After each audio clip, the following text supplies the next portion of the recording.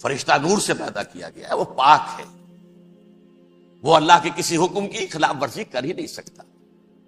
لا یعصون اللہ ما امرہم ویفعلون ما یؤمرون، وہ جو بھی اللہ تعالیٰ حکم دیتا ہے اس کی کوئی معصیت یا نافرمانی نہیں کرتے، بلکہ جو حکم لیا جاتا مان لیتے۔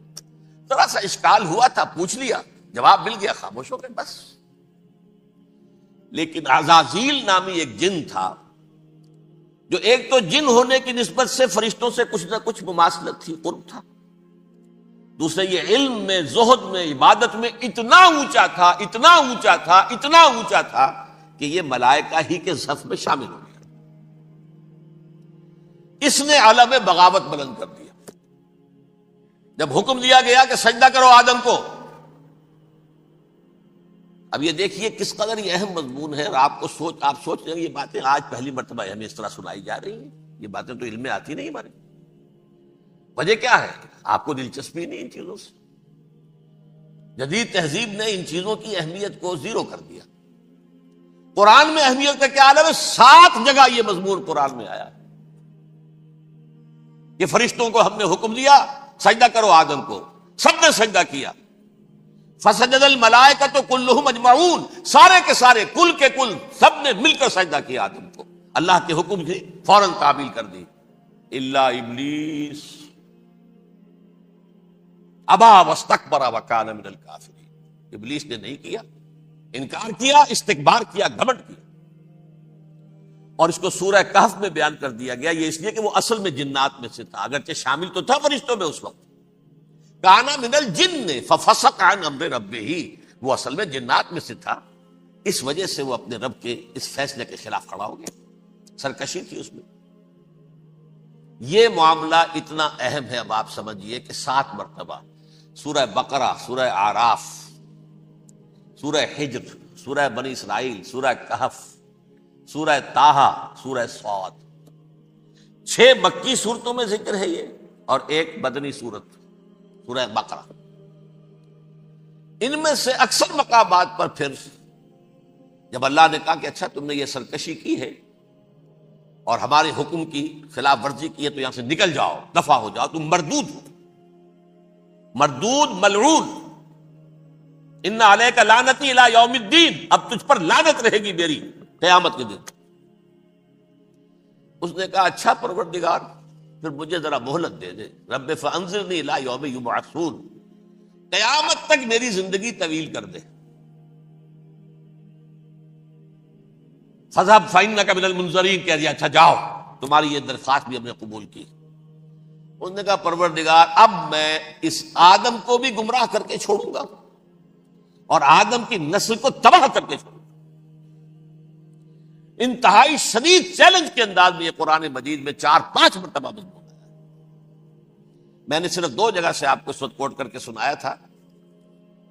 سورہ اعراف میں اللہ تعالیٰ فرماتے ہیں قالا، اس پر ابلیس نے کہا فبما اغویتنی، تو اے رب جو تو نے مجھے گمراہ کیا ہے، مجھے ذلیل کر دیا، مجھ پر فوقیت دے دی، اس کو انا خیر منہ، میں اس سے بہتر ہوں، خلقتنی من نار وخلقتہ من طین، بنایا تو نے مجھے آگ سے اور اس کو بنایا مٹی سے، پھر مجھ سے مطالبہ کہ میں سجدہ کروں، اور میں نے سجدہ نہیں کیا تو اب تو نے مجھے ملعون قرار دے دیا۔ قال فبما اغویتنی لأقعدن لهم صراطک المستقیم، اب میں یہ نسل آدم کے لیے، اس کو برباد کرنے کے لیے تیری سیدھی راہ کے اوپر گھات میں بیٹھوں گا، سیدھے راستے پر چلنے نہیں دوں گا۔ ثم لآتینہم من بین ایدیہم، پھر میں ان پر حملہ آور ہوں گا، ان کے سامنے سے بھی، ومن خلفہم، ان کے پیچھے سے بھی، وعن ایمانہم، ان کے داہنی جانب سے بھی، وعن شمائلہم، اور ان کے بائیں جانب سے بھی، ولا تجد اکثرہم شاکرین، اور تو دیکھے گا کہ ان کی اکثریت تیری شکر گزار بندوں پر مشتمل نہیں ہوگی۔ یہ چیلنج تھا، اور ایک چھوٹا سا چیلنج جو سورہ صاد میں آیا ہے، اور یہاں تو اس نے اللہ کے جلال کی قسم کھا کر کہا قال فبعزتک لأغوینہم اجمعین، اے رب تیری عزت، تیرے جلال کی قسم ہے میں ان سب کو گمراہ کر کے چھوڑوں گا، الا عبادک منہم المخلصین، سوائے ان میں سے وہ کچھ لوگ جنہیں تو خالص اپنا بندہ بنا لے، جنہیں تو اپنا بندہ بنا لے، مخلص، مخلص نہیں، مخلص، یہ مفعول ہے، فاعل نہیں ہے، جسے تو بنا لے۔ بعض لوگوں کو اللہ چن لیتا ہے، هو اجتباکم، تمہیں چن لیا ہے۔ استفاء، اجتبا، بس وہ بچیں گے جن کو تو اپنی خاص امان میں لے لے گا، باقی میں سب کو گمراہ کر کے چھوڑوں۔ یہ ہے اصل دنیا میں نوع انسانی کا ابدی دشمن، ازلی سے ابدی تک۔ اور اس میں نوٹ کیجئے کہ اس کی اصل بنیاد کیا ہوئی؟ دو لفظ، تکبر اور حسد۔ استکبرا، تکبر کیا، انا خیر منہ، میں اس سے بہتر ہوں۔ یہ ساری بس کی گانٹھ یہی ہے، سب سے بڑی گمراہی کی وجہ یہی ہے۔ اسی لیے کہا ہے حدیث میں، لن يدخل الجنہ من کان فی قلبہ مثقال حبۃ من کبر، جنت میں ہرگز وہ شخص کبھی بھی داخل نہیں ہو سکے گا جس کے دل میں رائے کے دانے کے برابر بھی کبر ہے۔ تکبر سب سے بڑا جرم، الکبر ردائی، اللہ فرماتا ہے یہ تکبر، یہ تو میری چادر ہے۔ کوئی شخص تکبر کرتا تو گویا میری چادر گھسیٹ رہا ہے میرے کندھے سے۔ عرب میں کسی شخص کی توہین کرنی ہوتی تھی تو اس کی چادر گھسیٹتے تھے، ننگا کر دیا گویا یہ میری ردائی ہے، الکبر ردائی، یہ میری چادر ہے، یہ جامہ مجھے زیب دیتا ہے، مجھ پر راستہ تھا۔ اور حسد، آدم کو جو برتری عطا ہو گئی، اس حسد کی آگ میں وہ جل رہا ہے اور اس کا انتقام لینا چاہتا ہے۔ آدم سے بھی، آدم کو بھی گمراہ کیا، جنت سے نکلوایا۔ ویسے نکلنا تو انہیں تھا ہی مشیت اذن میں، لیکن فوری طور پر اللہ کے حکم کی خلاف ورزی تو کروائی نا۔ فعصى آدم ربہ فغوى، آدم نے اپنے رب کے حکم کی نافرمانی کی اور گمراہ ہوا عارضی طور پر۔ یہ دوسری بات ہے، توبہ کر لی، اللہ نے توبہ قبول فرما لی، معاف کر دیا۔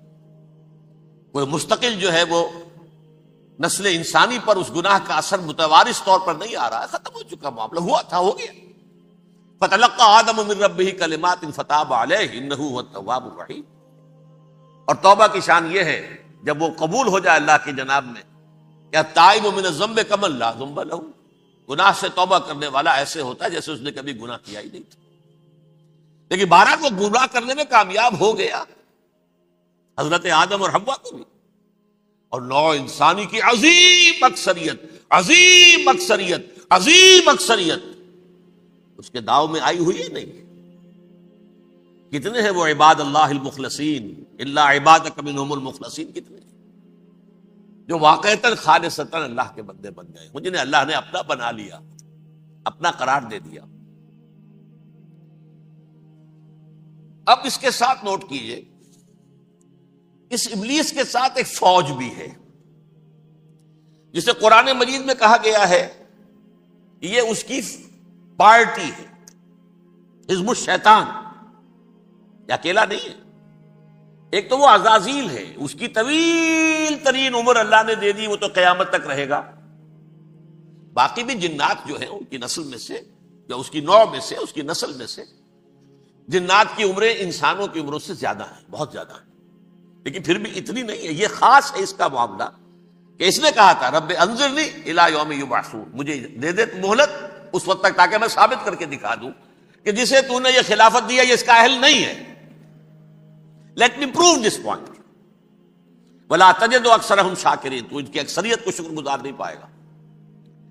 وہ ابلیس جو ہے وہ ریکروٹ کرتا ہے اپنے فوجی، اول تو خود جنات میں سے، جو اس کے نمبر 1 لشکری ہے۔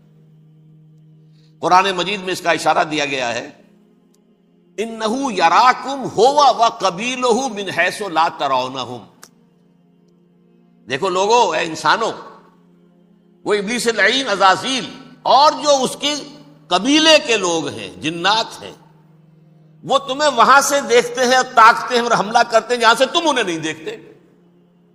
وہ غیر مرئی ہیں، انویزیبل ہیں، تمہیں نظر نہیں آتے۔ ویزیبل دشمن کا وار تو روک لو گے، انویزیبل کا کیسے روکو گے؟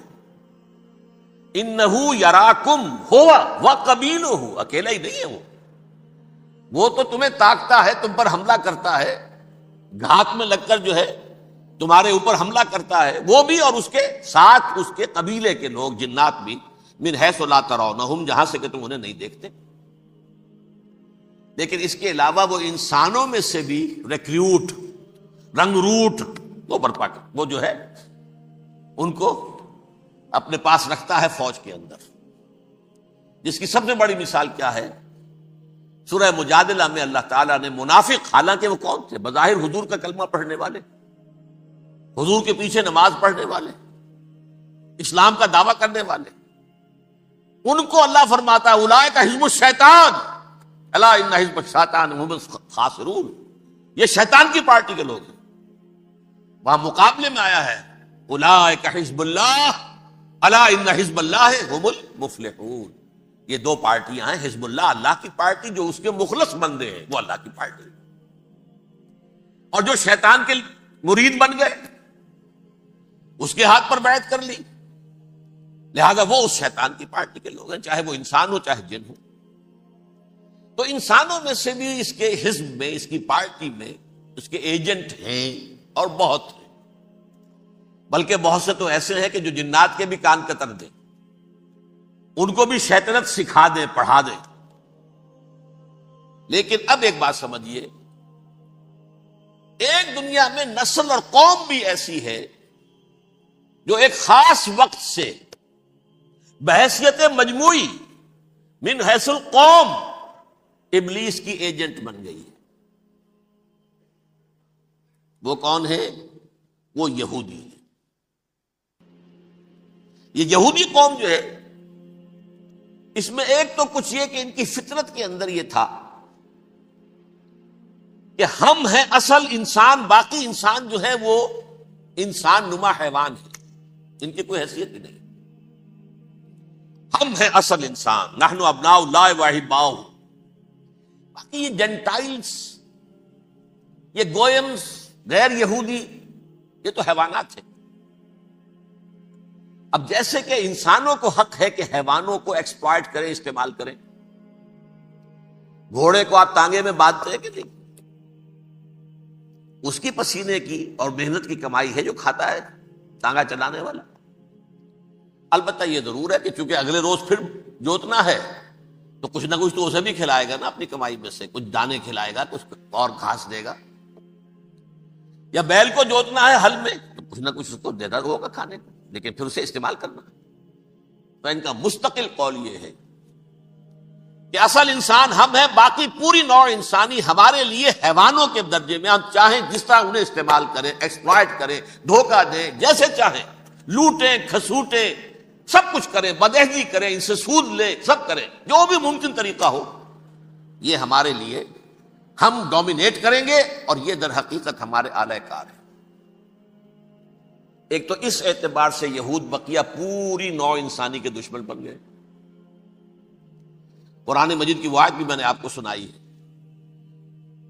وَقَالُوا لَيْسَ عَلَيْنَا فِي الْأُمِّيِّينَ سَبِيلٌ، یہ امیین کہتے تھے نا ان کو، جو غیر یہودی ہیں، کیونکہ ان کے پاس کتاب تھی، تورات تھی، اور کتاب نہیں تھی کسی کے پاس، لہذا یہ ان پڑھ ہے، پاگل ہے، جاہل ہے، امی ہے۔ ہم ہیں صاحب کتاب، ہمارے پاس شریعت، ہمارے پاس کتاب، یہ لوگ ان پڑھ ہیں، جاہل۔ لیس علینا فی الامیین سبیل، ان امیین کو ہم لوٹیں، کھسوٹیں، دھوکہ دیں، فریب سے جو کریں، چوری کریں، ڈاکہ ڈالیں، جیب کے قطرے، جس طرح بھی کریں ہمارے لیے جائز ہے، ہمارے اوپر کوئی گرفت نہیں ہوگی۔ اللہ تعالیٰ ہم سے یہ نہیں پوچھے گا تم نے جھوٹ کیوں بولا تھا اس کے ساتھ، تم نے وعدہ خلافی کیوں کی تھی اس کے ساتھ، تم نے کیوں دھوکہ دیا تھا اس کو، تم نے کیوں اس کا مال جو ہے غبن کر لیا تھا، ہڑپ کر لیا تھا، نہیں، ہم پر پوچھ نہیں۔ اس اعتبار سے ایک تو یہ انسانیت کی دشمنی ان کی گھٹی میں پڑ گئی، اس غلط خیال کی وجہ سے ہم تو بخشے بخشائے ہیں، we are the chosen people of the Lord, ہمیں تو اللہ اگر جہنم میں داخل بھی کرے گا تو صرف چند دن، لن تمسنا النار الا ایاما معدودات، باقی اصل میں تو ہم تو اللہ کے پسندیدہ، نحن ابناء اللہ و احباؤہ، اس کے بیٹوں کے مانند بڑے چہیتے ہیں، لاڈلے ہیں، یہ باقی دنیا، باقی انسان ہماری چراہ گاہ ہے، جیسے چاہیں چریں، جس طرح چاہیں ہڑپ کر جائیں۔ یہ تو ان کا پہلے سے مستقل معاملہ تھا، لیکن اس کے بعد ان کی تاریخ میں ایک دور وہ آیا جب حضرت مسیح علیہ السلام ان میں مبعوث کیے گئے۔ یہ 1400 سالہ تاریخ کا کلائمیکس ہے یہود کی۔ جب کتاب انہیں دی گئی تھی تورات حضرت موسیٰ کے ذریعے، وہ 1400 قبل مسیح کا واقعہ ہے۔ اس وقت سے لے کر اللہ کا وہ فضل ان پر ہوا کہ کوئی ایک لمحہ ایسا نہیں آیا 1400 برس میں کہ ان کے ہاں کوئی نہ کوئی نبی موجود نہیں۔ یہ تار ٹوٹا ہی نہیں، 2 سے شروع ہوا، موسیٰ ہارون علیہ السلام، اور 1400 برس کے بعد پھر آخری 2 ہیں، عیسیٰ اور یحییٰ علیہ السلام، یوں سمجھ لیجئے، اور اس کے درمیان یہ تار ہے، اور اس تار میں کوئی ایک لمحہ ایسا نہیں آیا کہ کوئی نبی موجود ہو۔ اس میں اتار چڑھاؤ بہت سے آئے ہیں، اس کا وہ میرا موضوع نہیں ہے اس وقت۔ قبل مسیح کی تعریف جو ہے وہ میرا موضوع نہیں ہے۔ قرآن مجید میں سورہ بنی اسرائیل کے پہلے رکوع میں اس کا تذکرہ موجود ہے۔ وَقَضَيْنَا إِلَىٰ بَنِي إِسْرَائِيلَ فِي الْكِتَابِ لَتُفْسِدُنَّ فِي الْأَرْضِ مَرَّتَيْنِ وَلَتَعْلُنَّ عُلُوًّا كَبِيرًا، 2 مرتبہ ان پر عذاب کے کوڑے برسے، پہلے اشوریوں کے ذریعے سے جو شامی تھے، سیرینز اشوری کہلاتے، پھر بابلیوں کے ذریعے سے یعنی عراقیوں کے ذریعے سے، بیبیلونیا نام تھا عراق کا پہلے، ان پر بہت بڑی بڑی تباہیاں آئیں، اللہ تعالیٰ کی طرف سے عذاب آئے۔ اس کے بعد پھر دوسرے دور میں دوسرا اقتدار کا دور آیا، خرمستیاں بڑھ گئیں، تو پہلے گریکس کے ذریعے سے، یونانیوں کے ذریعے سے، اور پھر رومیوں کے ذریعے سے انہیں پسوایا گیا۔ یہ دور گزر چکے تھے ان پر، 2 عروج کے دور اور 2 زوال کے دور۔ میری چھوٹی سی کتاب ہے تنظیم اسلامی کا تاریخی پس منظر، شاید 6-7 روپے کی ہوگی، اس کو آپ دیکھیں گے تو اس میں اس کا پورا نقشہ آپ کو مل جائے گا۔ ویسے تو یہ کہ میری جو ذرا بڑی کتاب ہے سابقہ اور موجودہ مسلمان امتوں کا ماضی، حال اور مستقبل، اس میں میں نے ان معاملات پر بڑی تفصیل سے بحث کی۔ بہرحال یہ جو دور تھا ان کا 1400 سالہ، وہ اونچ نیچ سے ہوتا ہوا جب آیا ہے حضرت مسیح کی بعثت پر، تو ان کی شرارت کی انتہا یہ ہو گئی کہ اللہ تعالیٰ نے مسیح کو رسول بنا کر بھیجا، رسولاً الی بنی اسرائیل۔ حضرت موسیٰ اور حضرت عیسیٰ کے درمیان رسول کوئی نہیں ہے، سب نبی ہیں۔ حضرت موسیٰ رسول تھے اور حضرت عیسیٰ رسول ہیں، درمیان میں داؤد ہو، سلیمان ہو، یشعیاہ ہو، زکریا ہو، یہ سب نبی ہیں، یحییٰ نبی ہے، رسول نہیں ہے، لہذا وہ شہید کر دیے گئے۔ رسول شہید نہیں ہو سکتا، قتل نہیں ہو سکتا۔ لیکن عیسیٰ اور موسیٰ کے درمیان 1400 برس ان کے جو ہیں، اس کا کلائمیکس ہے حضرت مسیح علیہ السلام کی بعثت، اور حضرت مسیح علیہ السلام کو جسے اللہ نے اپنی روح قرار دیا، روح منہ، کلمتہ القاہا الی مریم، اللہ کا کلمہ، عظیم ترین معجزات۔ انہوں نے کیا کہا؟ یہ ولد الزنا ہے، حرام زادہ ہے، معاذ اللہ، نقل کفر نہ باشد، یہ جادوگر ہے، یہ مرتد ہے، یہ واجب القتل۔ اصل حکومت اس وقت رومیوں کی تھی حکومت، لیکن انہوں نے انہیں آٹونومی دے رکھی تھی، اپنے مذہبی معاملات تم خود طے کر سکتے ہو۔ تو کائفاس جو اس وقت کا ان کا ہیڈ ربائی تھا سب سے بڑا، اس کی عدالت نے فیصلہ کیا مسیح کو سولی چڑھا دیا جائے۔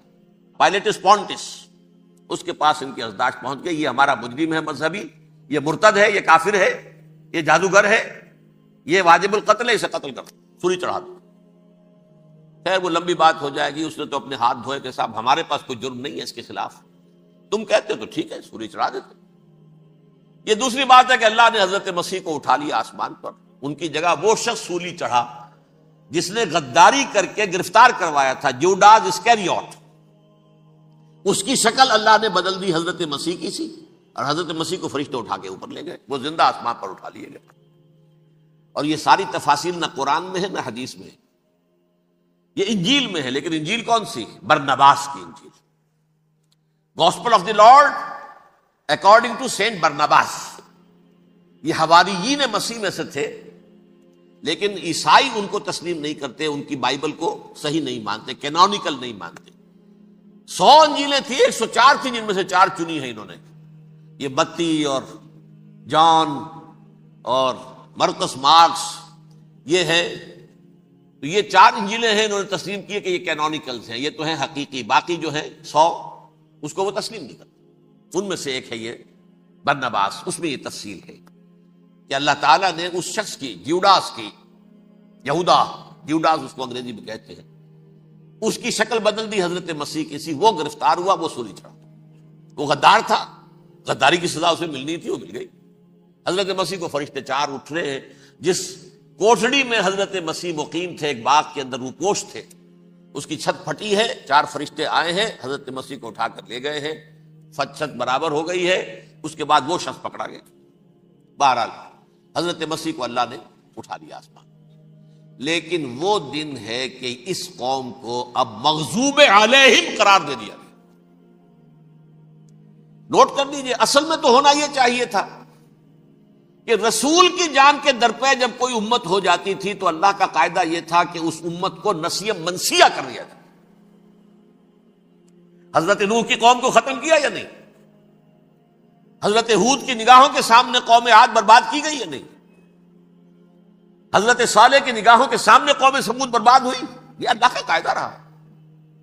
سدوم اور عمورہ کی بستیاں حضرت لوط علیہ السلام جہاں بھیجے گئے، مدین کا علاقہ جہاں حضرت شعیب بھیجے گئے، آل فرعون جن کی طرف موسیٰ کو بھیجا گیا، سب ہلاک کر دیے گئے۔ کیونکہ رسولوں کے بارے میں اللہ کا نبیوں کے بارے میں یہ بات نہیں ہے۔ نبی آیا، اس نے دعوت دی، جس نے مان لیا اچھا کیا، اپنے لیے اچھا کیا، نہیں مانا اس کی اپنی جو ہے عاقبت برباد ہو گئی۔ دنیا میں کوئی فیصلہ اس کا نہیں ہوتا، لیکن رسولوں کا معاملہ یہ ہوتا ہے کہ دنیا میں وہ اللہ کی عدالت بن کر آتے ہیں، مانو گے تو بچو گے، نہیں مانو گے ہلاک ہو جاؤ۔ تو اس اعتبار سے وہ مستحق تو ہو چکے تھے اس کے کہ انہیں ہلاک کر دیا جائے۔ اب اللہ کی کوئی خصوصی مشیت ہے، اس میں کیا حکمت ہے؟ وہ ہے ایک حکمت، میں بعد میں اگر وقت ہوا تو بتاؤں گا۔ فیصلہ یہ کیا اللہ نے کہ حضرت مسیح کو تو اٹھا لیا زندہ، اور ان کی رسی ابھی مزید دراز کر دی، کہ ان کو ابھی مہلت دے دی کہ تمہیں آخری استیصال، جس کو عذاب اکبر کہتا ہے قرآن، سورہ سجدہ جو حضور ہر جمعے کی پہلی رکعت میں فجر میں پڑھتے تھے، وَلَنُذِيقَنَّهُم مِّنَ الْعَذَابِ الْأَدْنَىٰ دُونَ الْعَذَابِ الْأَكْبَرِ لَعَلَّهُمْ يَرْجِعُونَ۔ چھوٹے چھوٹے عذاب اور ایک بڑا عذاب، جبکہ قوم بالکل برباد، نسیم منسیہ، کأن لم یغنوا فیہا، ایسے ہو جائیں جیسے کوئی تھے ہی نہیں آبادیاں، لا یرا الا مساکنہم، اب ان کے مسکن نظر آتے ہیں، مکین نظر نہیں آتے۔ یہ عذاب اکبر جو ہے وہ ان پر نہیں آیا، حالانکہ وہ مستحق ہو گئے تھے اسی وقت۔ اس کو یوں سمجھیے کہ کسی شخص کو پھانسی کا حکم تو ہو جائے، ایگزیکیوشن نہیں ہوتا ہے، کئی سال گزر جاتے ہیں پڑے ہوئے، اور معاملات جو ہیں وہ چلتے رہتے ہیں۔ یہ معاملہ ہوا اس کے ساتھ، ورنہ یہ مستحق ہو چکے تھے آخری بربادی تباہی کے، عذاب استیصال، جڑ سے کاٹ دینے والا عذاب۔ وہ آ سکتا تھا ان پر اسی وقت، لیکن اللہ نے ان کی مہلت دراز کی۔ لیکن اس کے بعد اللہ نے ان کو ایک اور موقع دیا، 600 برس بعد حضرت مسیح کے محمد الرسول اللہ صلی اللہ علیہ وسلم کی بعثت ہوئی۔ اور یہ میں سمجھتا ہوں کہ اس قوم پر اللہ کا اتنا بڑا فضل تھا، اتنا بڑا فضل تھا، اتنا بڑا فضل تھا۔ اب پھر ایک موقع دیا، عسیٰ ربکم ان یرحمکم وان عدتم عدنا۔ دیکھو اب بھی تمہیں ہم ایک موقع دے رہے ہیں، تمہارا رب تمہارے اوپر اب بھی فضل کرنے کو تیار ہے، رحم فرمانے کو تیار ہے۔ ان ھذا القرآن یہدی للتی ہی اقوم، اس قرآن کے سائے میں آ جاؤ، یہ شاہدرا ہے ہدایت میں آنے کا، اس میں داخل ہو جاؤ، محمد کی تصدیق کرو صلی اللہ علیہ وسلم، دامن محمدی میں آ جاؤ، اب بھی ہم تمہارے گناہ بخش دیں۔ لیکن نہیں، اس قوم نے حضرت محمد صلی اللہ علیہ وسلم کی دشمنی کی کمر کسی، اور اب یوں سمجھیے اس تاریخ سے لے کر آج تک یہ گٹھ جوڑ ہے۔ ظاہر بات ہے کہ ابلیس کا بھی اصل دشمن اب کون ہے، یا ہدف کون ہے، ٹارگٹ کون ہے؟ جنہوں نے محمد کو نہیں مانا صلی اللہ، وہ تو ہے ہی جہنمی، ان پر کوئی اور محنت کرنے کی ضرورت کیا ہے؟ سمجھ رہے میری بات؟ حضور کی بعثت کے بعد جنہیں حضور کو رد کر دیا، ان پر ایمان نہیں لائے، وہ کون ہے؟ کافر، وہ جہنمی ہے ہی ہے۔ لہذا اس کے اوپر کوئی محنت صرف کرنے کی ابلیس کو ضرورت نہیں، اس کا اصل ٹارگٹ امت محمد ہے صلی اللہ علیہ وسلم۔ وہ ساری نوع انسانی کی دشمنی اب آ کر مرکوز ہو گئی ہے امت محمد صلی اللہ علیہ وسلم کی دشمنی پر۔ اور اسی طرح یہود کا معاملہ، اگرچہ ویسے پوری نوع انسانی کے دشمن ہیں، انہیں حیوان سمجھتے، ان کی جان مال اپنے لیے مباح سمجھتے ہیں، جس طرح چاہیں لوٹیں کھسوٹیں کھائیں پیئیں انہیں. لیکن اب ان کی بھی دشمنی کا سب سے بڑا مرکز امت محمد. کیوں؟ وہی تکبر اور حسد، وہی بیماریاں.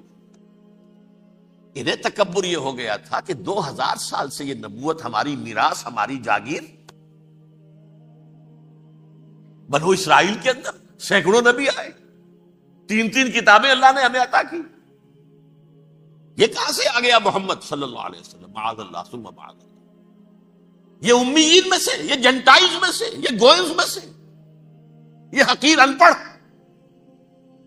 کہاں یہ نہیں تسلیم کریں گے. حالانکہ قرآن کہتا ہے یعرفونہ کما یعرفون ابناہم. ان کے علماء ایسے پہچانتے تھے حضور کو جیسے اپنے بیٹوں کو پہچانتے کہ یہ آخری نبی ہے. لیکن تکبر اور حسد کی آگ میں جل اٹھے. اب ان کے بھی دشمنی کس سے ہے؟ محمد اور امت محمد صلی اللہ علیہ وسلم. یہ گٹھ جوڑ ہے. اب دیکھیے، یہ ہے میری گفتگو کا اب تک کی گفتگو کا حاصل، یہ گٹھ جوڑ. ایک غیر مرئی دنیا، انویزیبل دنیا کا ابلیس لعین اور جنات میں سے اس کے لشکری فوج.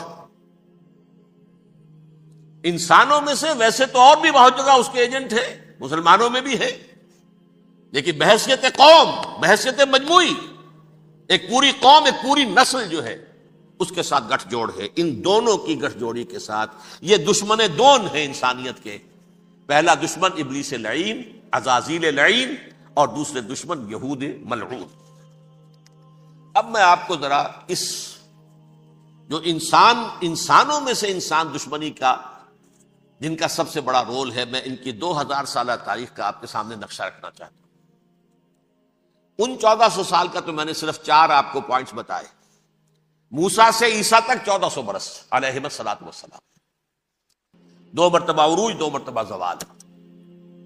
اشیریوں کے ہاتھوں پٹوائی، بابلیوں کے ہاتھوں پٹانا، گریکس کے ہاتھوں مرمت، رومنز کے ہاتھوں مرمت.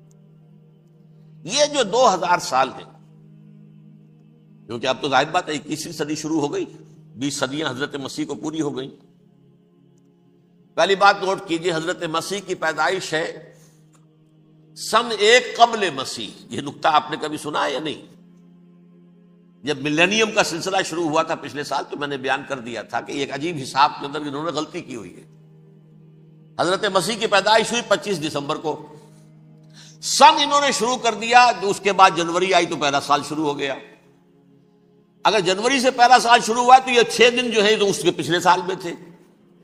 لہذا کہا جائے گا کہ Jesus Christ was born 1 year before Christ, BC. تو 1 قبل مسیح میں حضرت مسیح کی پیدائش ہوئی. یہ آخری اسرائیلی نبی اور رسول. یہودی علماء کی مخالفت، دشمنی، سولی پر چڑھوا دینا میں بیان کر چکا ہوں. سن 33 عیسوی میں جبکہ حضرت مسیح کی عمر 33 برس تھی، اللہ تعالیٰ نے انہیں زندہ آسمان پر اٹھا لیا. لیکن یہودیوں نے اپنے خیال کے مطابق انہیں سولی پر چڑھوا دیا، ان کی موت واقع. اگرچہ اس کے بعد یہ اختلاف ہے ان میں. یہودی کہتے ہیں وہ سولی پر چڑھ گیا، ختم ہوا، مر گیا.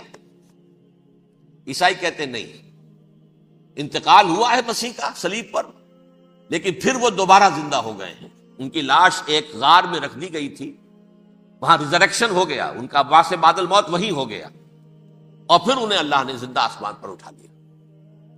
تو ہمارے اور عیسائیوں کے درمیان نوٹ کر لیجئے، یہ چیز مشترک ہے کہ حضرت مسیح آسمان پر زندہ اٹھائے گئے. فرق کیا ہے؟ وہ سمجھتے ہیں کہ سولی دیے گئے، سولی پر مرے، پھر زندہ ہوئے، پھر گئے. ہم سمجھتے ہیں کہ نہیں، وما صلبوہ وما قتلوہ، انہوں نے نہ صلیب دے سکے انہیں اور نہ انہیں قتل کر سکے، بل رفع اللہ الیہ، اللہ نے اٹھا لیا. پھر ہمارا اور یہ اس کا عیسائیوں کا ایک اور اتفاق ہے، سیکنڈ کمنگ آف جیسس، حضرت مسیح دوبارہ آئیں گے. یہ عیسائیوں کا بھی عقیدہ ہے اور ہمارا بھی. بہرحال تو جیسا کہ میں نے عرض کیا کہ اس وقت یہ عذاب استیصال، عذاب اکبر کے مستحق ہو چکے تھے، لیکن اللہ نے ان کی مدت دراز کی ہے، لیکن ان پر دنیاوی عذاب کا ایک کوڑا جو ہے اللہ تعالی کی طرف سے اسی وقت برسا، دنیاوی عذاب دنیا میں رہتے ہوئے ختم نہیں کیا۔ 37 برس بعد حضرت مسیح کے رفع سماوی کے 37 برس بعد سن 70 میں یہودیوں نے بغاوت کی رومیوں کے خلاف۔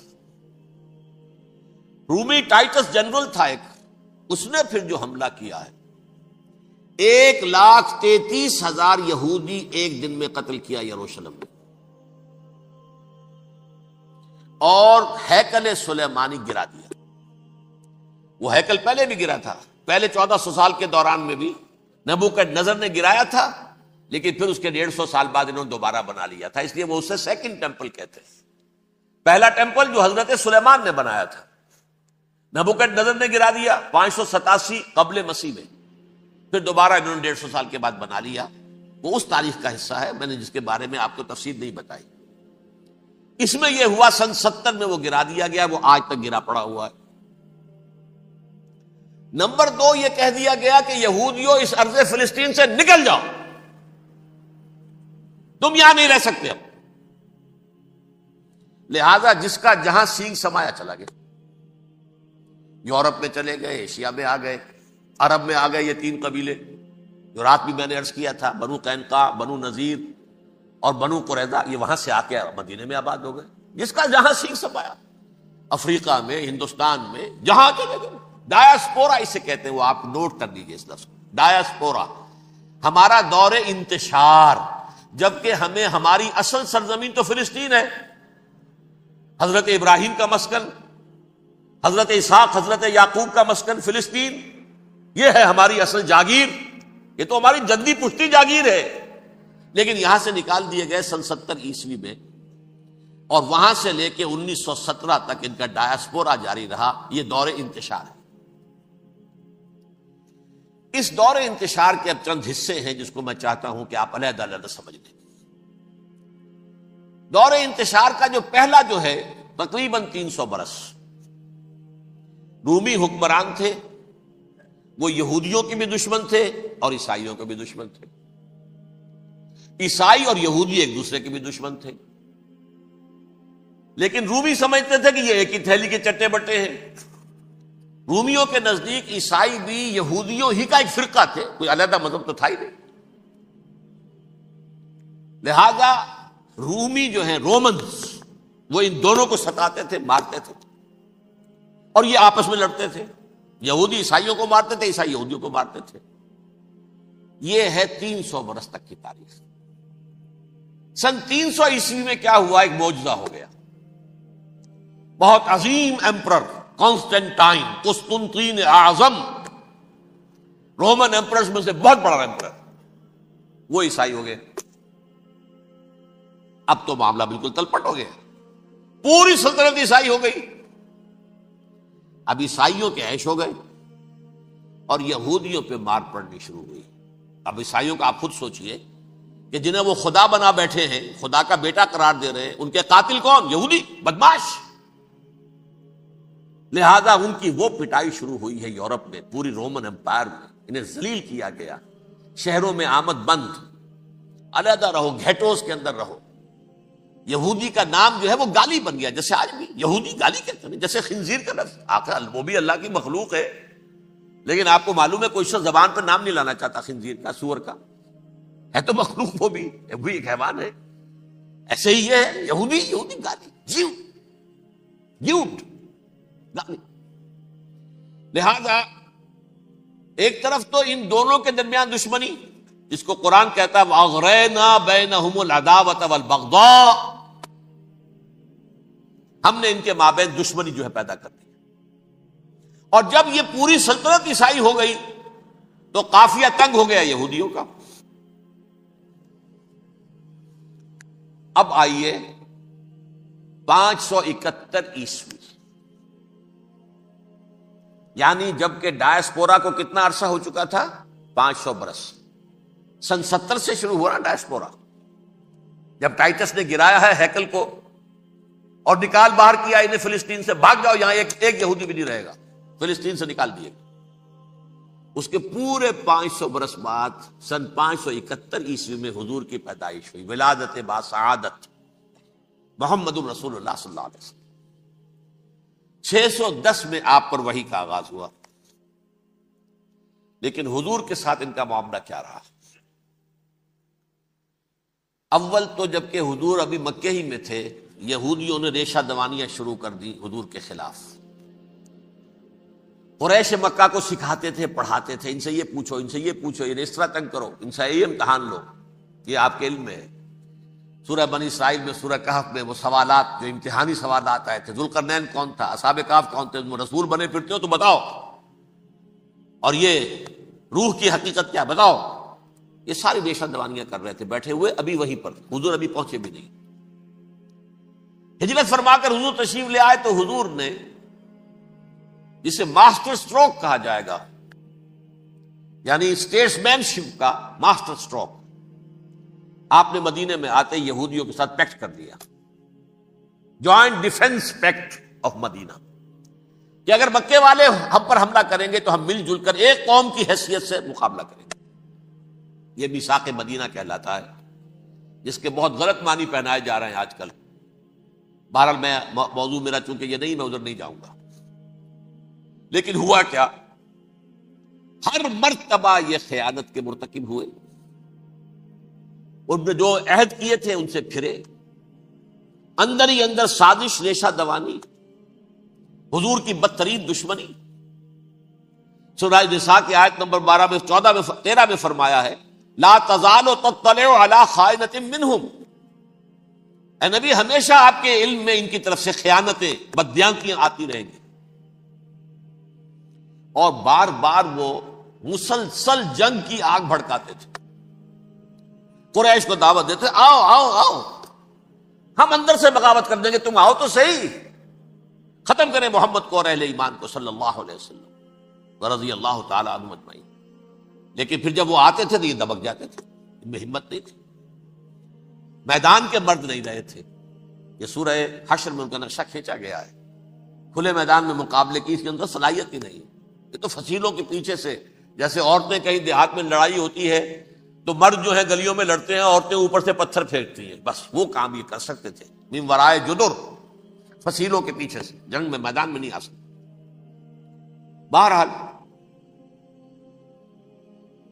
قرآن مجید میں ہے یہ، سورہ مائدہ کی آیت نمبر 64، کلما اوقدوا نارا للحرب اطفاها اللہ، اکثر و بیشتر مواقع پر تو یہ جب آگ بھڑکاتے تھے جنگ کی، اللہ اسے بجھا دیتا تھا۔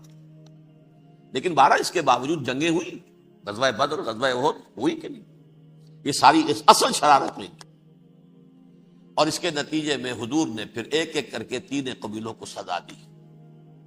غزوہ بدر کے فوراً بعد بنو قینقاع نکالے گئے مدینے سے، غزوہ احد کے فوراً بعد بنو نذیر نکالے گئے، اور غزوہ احزاب کے بعد بنو قریظہ نکال دیے گئے۔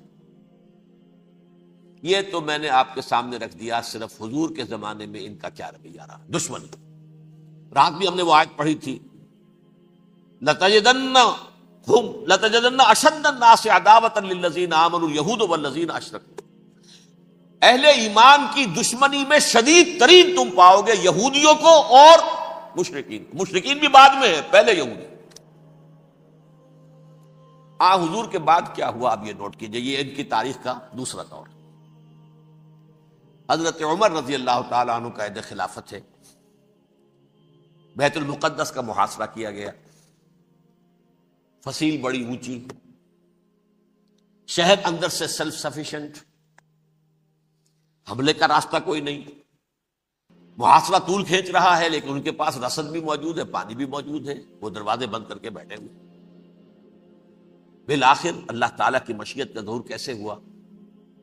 ان کے کچھ علماء آئے فصیل پر، کہا دیکھو مسلمانوں، تم قیامت تک بھی یہاں پڑے رہو گے محاصرہ کر کے، ہمارا یہ شہر فتح نہیں ہوگا۔ ہاں ایک درویش بادشاہ کے ہاتھوں یہ شہر فتح ہونا ہے، لیکن تمہارے اندر ہمیں وہ نظر نہیں آ رہا۔ ابو عبیدہ بن الجراح رضی اللہ تعالی عنہ، امین هذه الامہ، ان کا فوراً ذہن گیا، وہ درویش بادشاہ مدینے میں بیٹھا ہوا ہے، عمر رضی اللہ تعالی، اب ایک اور عمر بھی ہے جو قندھار میں بیٹھا ہے، نقشہ وہی ہے، سادگی کی حد تک نقشہ وہی، بالکل وہی، اپنی آنکھوں سے دیکھا وہی سادگی۔ عمر اول عمر ثانی تھے عمر بن عبد العزیز، اب ایک اللہ کے فضل سے اللہ تعالیٰ ایدہ اللہ بنصرتہ، اللہ تعالیٰ ان کی نصرت فرمائے، دشمنوں کو ان کے مقابلے میں نیست و نابود کرے۔ انہوں نے ریکویسٹ بھیج دی کہ حضور تشریف لائیے، یہ شہر فتح ہو جائے گا۔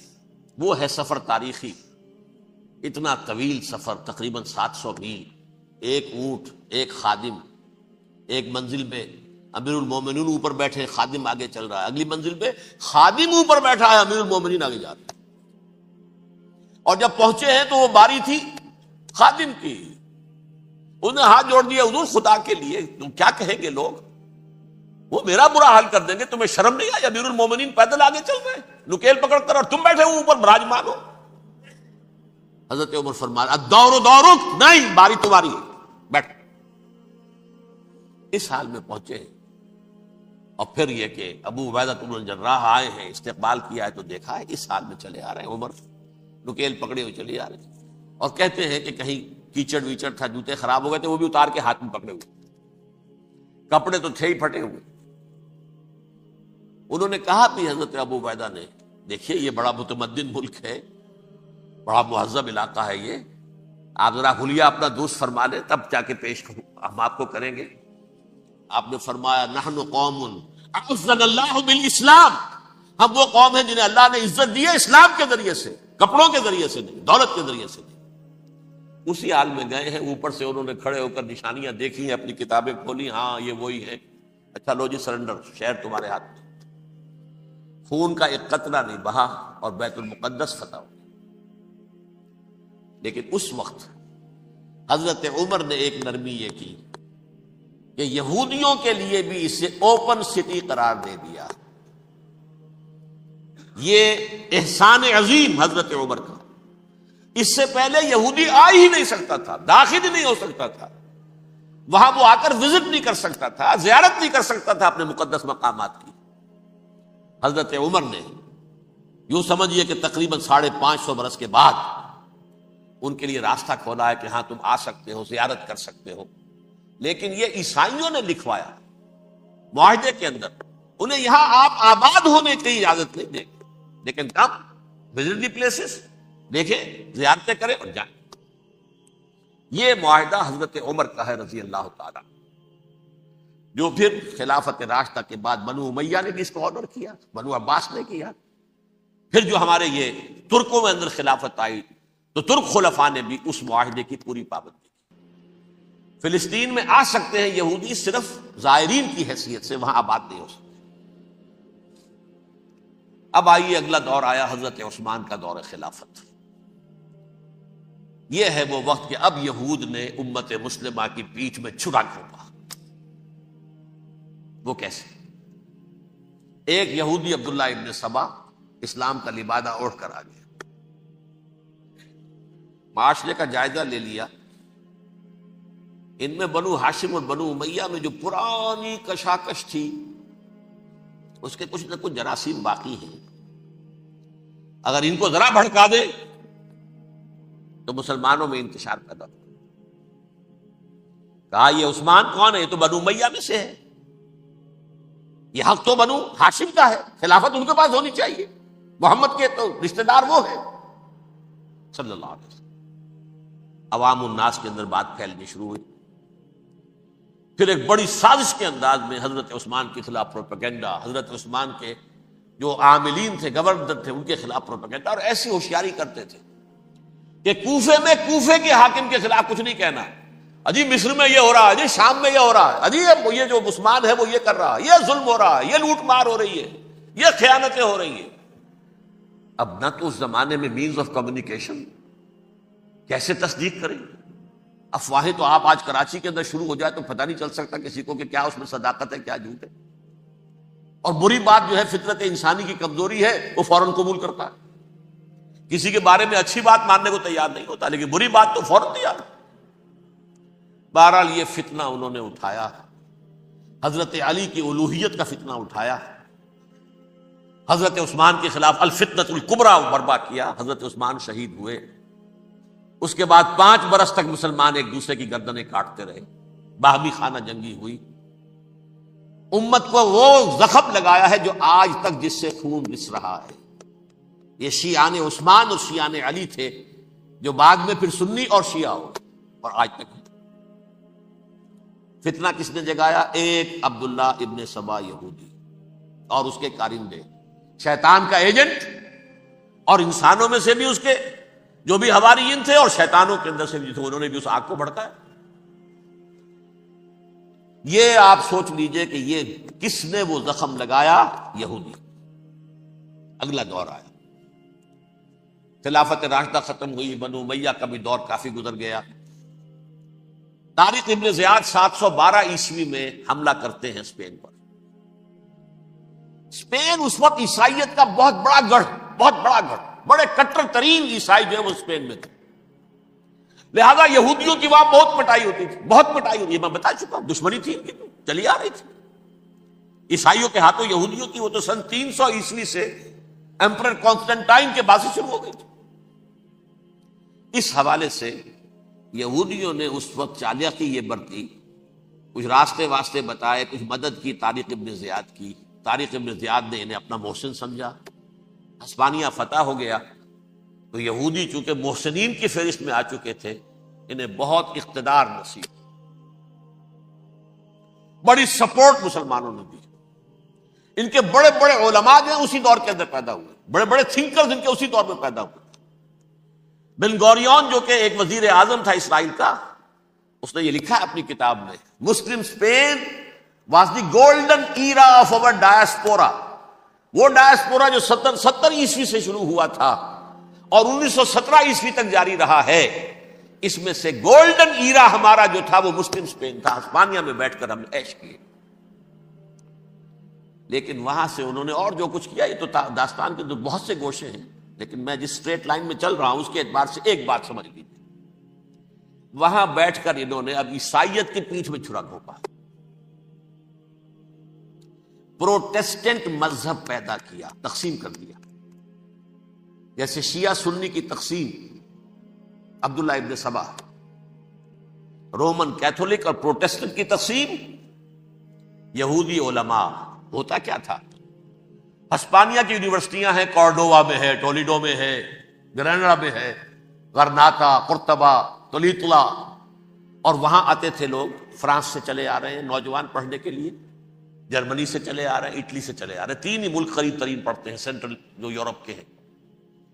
یہاں پر جو ہے وہ اسلام جو نور پھیلا رہا تھا اس سے بھی مستفیض ہوئے، جہالت کے جو ہے پردے ان کے وہ چھٹے، اس کے ساتھ ہی وہ یہودی وہاں ان کے اندر جو جراثیم داخل کر رہے تھے وہ اس عیسائیت کے خلاف بغاوت تھی، جو اس وقت دنیا میں عیسائیت اس وقت تھی، پوپ کا راج تھا دنیا میں اس وقت۔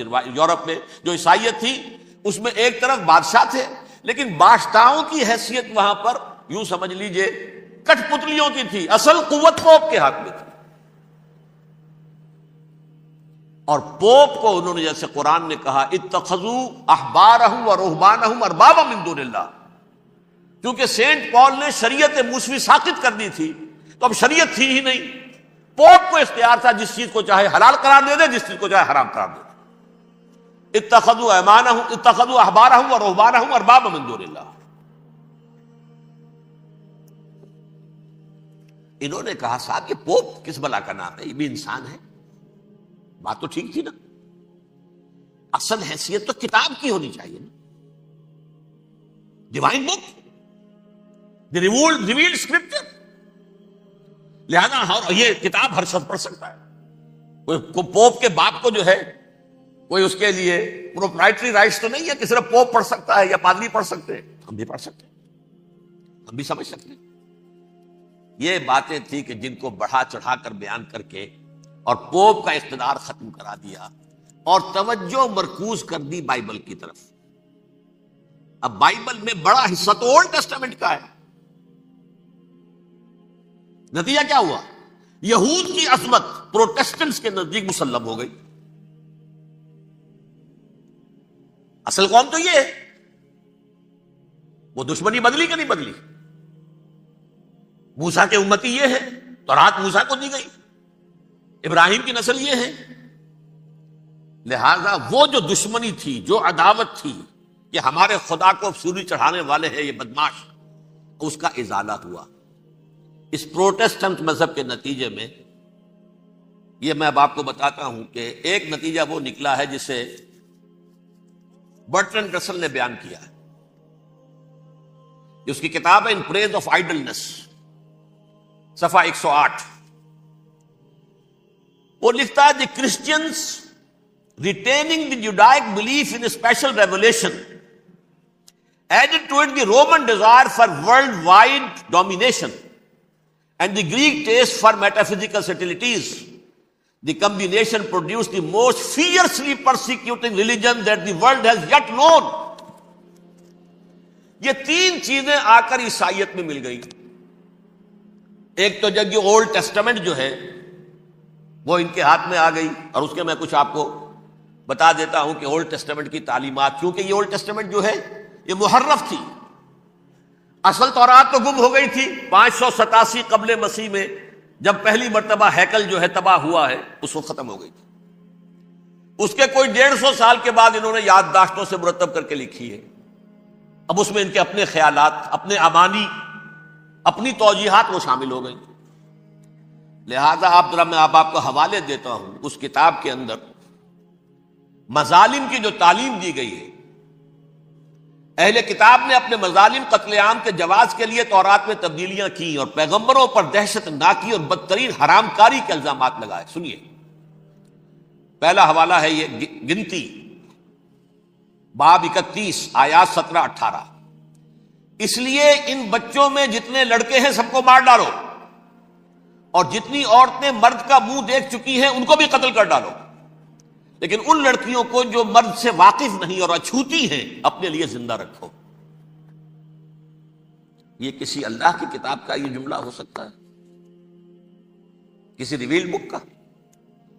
اور سنیے، یہ ہے استثناء ڈیٹرانومی باب 20 آیت 16-18. پر ان قوموں کے شہروں میں جن کو خداوند تیرا خدا میراث کے طور پر تجھ کو دیتا ہے، کسی ذی نفس کو جیتا نہ بچا رکھنا، جیسا خداوند تیرے خدا نے تجھ کو حکم دیا بالکل نیست کر دینا. مرد، عورتیں، بچے، بوڑھے سب ختم. یہ کتاب مقدس ہے. اور سنیے، سیموئیل باب 27 آیت نمبر 9. اور داؤد نے اس سرزمین کو تباہ کر ڈالا اور عورت مرد کسی کو جیتا نہ چھوڑا. نمبر 4، ان سب آباد شہروں کو ماں، عورتوں اور بچوں کے بالکل نابود کر ڈالا. کتاب استثناء باب 3 آیت 6. یہ ہے جو کہہ رہا ہے برٹرنڈ رسل. کرسچینٹی میں آ کر یہ تین چیزیں شامل ہو گئی. ایک تو یہ باربیرین یہ تعلیم جو ہے، اور یہ مذہب کے نام پہ تعلیم، یہ کتاب مقدس کی تعلیم. نمبر 2، رومنز کے اندر جو ایک تمنا تھی ورلڈ ڈومینیشن کی، وہ عیسائیت کے اندر آ گئی. اس لیے کہ پوری رومن امپائر جو ہے عیسائی ہو گئی، اسے وراثت کے اندر ورلڈ ڈومینیشن کی جو ایک تمنا تھی وہ مل گئی. اور پھر یہ کہ انہوں نے جو توہمات تھے یونانیوں کے، ان کو بھی اپنے ہاں مختلف شکلوں کے اندر جمع کر لیا.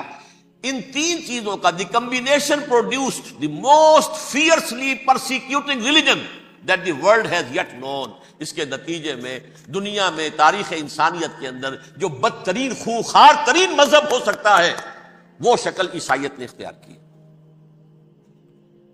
اور اس کا مظہر عتم کیا تھا؟ نوٹ کیجیے، صلیبی جنگیں. ایک بات ٹائم ٹیبل کے اعتبار سے نوٹ کر لیجیے گا. فرسٹ ملینیم ختم ہوا، سیکنڈ شروع ہوا. ان کے 1000 سال ختم ہوئے تو 11ویں صدی میں سیکنڈ ملینیم شروع ہوا، تو پہلی صلیبی جنگیں ہوتی. لاکھوں مسلمان قتل کیے. صرف یروشلم کے اندر اتنا خون بہایا ہے کہ خود ان کے ہسٹورینز لکھتے ہیں کہ جب ان صلیبیوں نے جب گھوڑوں کے ساتھ وہ چل رہے تھے گلیوں میں، تو ان کے گھوڑوں کے گھٹنوں تک خون کی ندی بہ رہی تھی. جہاں سے گزرے ختم کرتے چلے گئے، آبادیاں کی آبادیاں ختم. اگرچہ اس کروسیڈ میں گیہوں کے ساتھ گھن بھی پسا، یہودی بھی بہت مارے گئے۔ یہ فرانس سے، جرمنی سے جب یہ کروسیڈرز آ رہے تھے 3000 میل کا سفر طے کر کے آئے تھے، سوچئے تو صحیح۔ اربن ثانی پوپ جو تھا، آگ لگا دی تھی اس نے پورے یورپ کے اندر، شرم سے ڈوب مرو، تمہارے مقدس علاقے مسلمانوں کے ہاتھ میں، انفیڈلز، یہ کافر، یہ مرتد، یہ ملحد۔ مسیح جہاں پیدا ہوا، مسیح کو جہاں سولی دی گئی، وہ کہاں ہے؟ ان کے ہاتھ میں۔ وہ آگ لگائی ہے، 3000 میل کا فاصلہ طے کر کے یہ دو قومیں آئی ہیں، جو تباہی مچائی ہے۔ تاریخ انسانی میں ایسی بربریت کی کوئی مثال، اور یہ ان کے اپنے ہسٹورینز لکھتے ہیں شرم کے بارے میں، ایسے محسوس ہوتا ہے جیسے ان کی گردنیں جھکی جا رہی ہوں لکھتے۔ اب آگے چلیے، یہ جو بغاوت ہوئی پوپ کے خلاف، اس میں نوٹ کیجئے تاریخی اعتبار سے سب سے پہلے بغاوت کرنے والا ملک انگلستان تھا۔ اس نے اپنا چرچ علیحدہ بنایا، چرچ آف انگلینڈ، پوپ سے رشتہ منقطع۔ The first Protestant kingdom in Europe was England. اسی سے رشتہ جوڑی west, white Anglo Saxon Protestants, ان میں اولیت کا شرف کسے حاصل ہے؟ برطانیہ شریف کو۔ یہاں پر انہوں نے اب ایک بہت بڑا جو کارنامہ کیا، پوپ کی گرفت کم ہوئی یورپ پر سے، پروٹیسٹنٹ مذہب کا فروغ ہوا، تو انہوں نے سود کی اجازت حاصل کر لی۔ جب تک پوپ کی حکومت تھی سود حرام تھا، نو ٹرانزیکشن، نہ انٹرسٹ نہ یوزری، کچھ بھی نہیں۔ پروٹیسٹنٹس کے ذریعے سے سود کی اجازت حاصل کر لی۔ اس کے بعد بڑے بڑے بینک بنا کر بیٹھ گئے، house of Rothschilds, house of goldsmiths, یہ عمران خان صاحب کے جو خسر جو تھے، گولڈ سمتھ، یہ بینکرز، بڑی بڑی فیملیز۔ ان لوگوں نے کیا کیا؟ اب ریشہ دوانیاں، یورپ میں مختلف ملکوں کے درمیان جنگیں کروائیں سازشوں کے ذریعے سے، وہی کلما اوقدوا نارا للحرب، جنگ کے لیے آگ بھڑکا دینا تو ان کا پرانا مشغلہ تھا، جنگیں کرواتے تھے۔ پھر فرانس کے بادشاہ کو بھی قرض چاہیے اسلحہ کے لیے، انگلستان کے بادشاہ کو بھی قرض چاہیے، ہاؤس آف روتھشائلڈز کا ایک نمائندہ وہاں بیٹھا ہے، ایک یہاں بیٹھا ہے، اور منہ مانگے شرح پر سود کے اوپر قرض دے رہے ہیں۔ ان کو سب کو جو ہے ان کے سارے مالی مسائل کھینچ لیے، دولت پر قبضہ کر کے بیٹھ گئے، اور اس کا نتیجہ یہ نکلا چند 100 سالوں کے اندر کہ فرنگ کی رگے جاں پنجے یہود میں، اس سودی نظام کے ذریعے سے دولت پر ان کا قبضہ۔ علامہ اقبال 1905 سے 1908 تک رہے تھے نا، لیکن یہ کہ ان کی نگاہ تھی ایسی، گاہ میری نگاہ تیز چیر گئی دل وجود، گاہ الجھ کے رہ گئی میرے توہمات میں، اور انہوں نے دیکھا ہے کہ فرنگ کی رگے جاں پنجے یہود میں ہے۔ ابھی ہٹلر کا تو وجود بھی نہیں تھا، بعد میں ہٹلر کو محسوس ہو گیا نا واقعتاً ہمارا اصل دشمن یہ یہودی ہے جو یہاں پر بیٹھا ہوا، جو ہمارا خون چوس رہا ہے۔ آخر یوں ہی تو نہیں، دماغ اس کا ایسے تو خراب نہیں ہو گیا تھا۔ یہ قتل عام، یہ ہولوکاسٹ کس لیے؟ اس نے پہچان لیا تھا، اس لیے کہ وہ ویسٹ نہیں تھا، وائٹ اینگلو سیکسن پروٹیسٹنٹس، اصل جادو جو چلا وہ ان پر چلا، اور برطانیہ ان کا سب سے بڑا جو ہے وہ پشت پناہ، مددگار، حامی۔ اس کے ساتھ ساتھ انہوں نے کوشش کی، یہ ترک خلفاء بیچارے، مرد بیمار تو بن چکا تھا یورپ کے اندر، زوال سے دوچار ہو چکی تھی ترکی خلافت، انہوں نے بھی محل بنائے تھے۔ آج تجھ کو بتاتا ہوں تقدیر امم کیا ہے، شمشیر و ثنا اول، طاؤس و رباب آخر۔ بڑے بڑے قرضے لے کر محل بنے تھے یہ، جو آج جا کر آپ استنبول میں دیکھ لیجئے، قرضوں کے اندر بندھے ہوئے۔ لیکن یہ کہ کم سے کم یہ ضرور کیا کہ بڑی سے بڑی رشوت انہیں یہودیوں نے پیش کی کہ کسی طرح ہمیں فلسطین میں آباد ہونے کی اجازت دے دو، لیکن this goes to their credit, انہوں نے کہا نہیں، یہ معاہدہ جو عمر نے کیا تھا رضی اللہ تعالی عنہ، اس کو میں نہیں بدل سکتا، تم جاؤ، جا کے زیارت کرو، آ جاؤ، تم وہاں آباد نہیں ہو سکتے، کیونکہ ترکی کے زیر نگی تھا نا علاقہ۔ سلطنت عثمانیہ میں شامل تھا پورا ویسٹ ایشیا، پورا ایسٹ یورپ، پورا شمالی افریقہ، 3 بر اعظموں پر پھیلی ہوئی تھی سلطنت عثمانیہ اور خلافت عثمانیہ۔ 400 برس تک خلافت ان کے ہاں رہی ہے، انہوں نے نہیں مانا۔ نتیجہ کیا نکلا؟ انہوں نے اس خلافت کے نظام کو ختم کرنے کے لیے سازش شروع کی۔ اس سازش کا نتیجہ تھا، اس کو دیکھ کر بھانپ کر ہندوستان میں تحریک خلافت چلی ہے۔ بولی اماں محمد علی کی جان بیٹا خلافت پر دے دو، ساتھ ہوں تیرے شوکت علی بھی جان بیٹا خلافت پر دے دو۔ تحریک چلی، ابھی ختم نہیں ہوئی تھی خلافت، لیکن نظر آ گیا تھا۔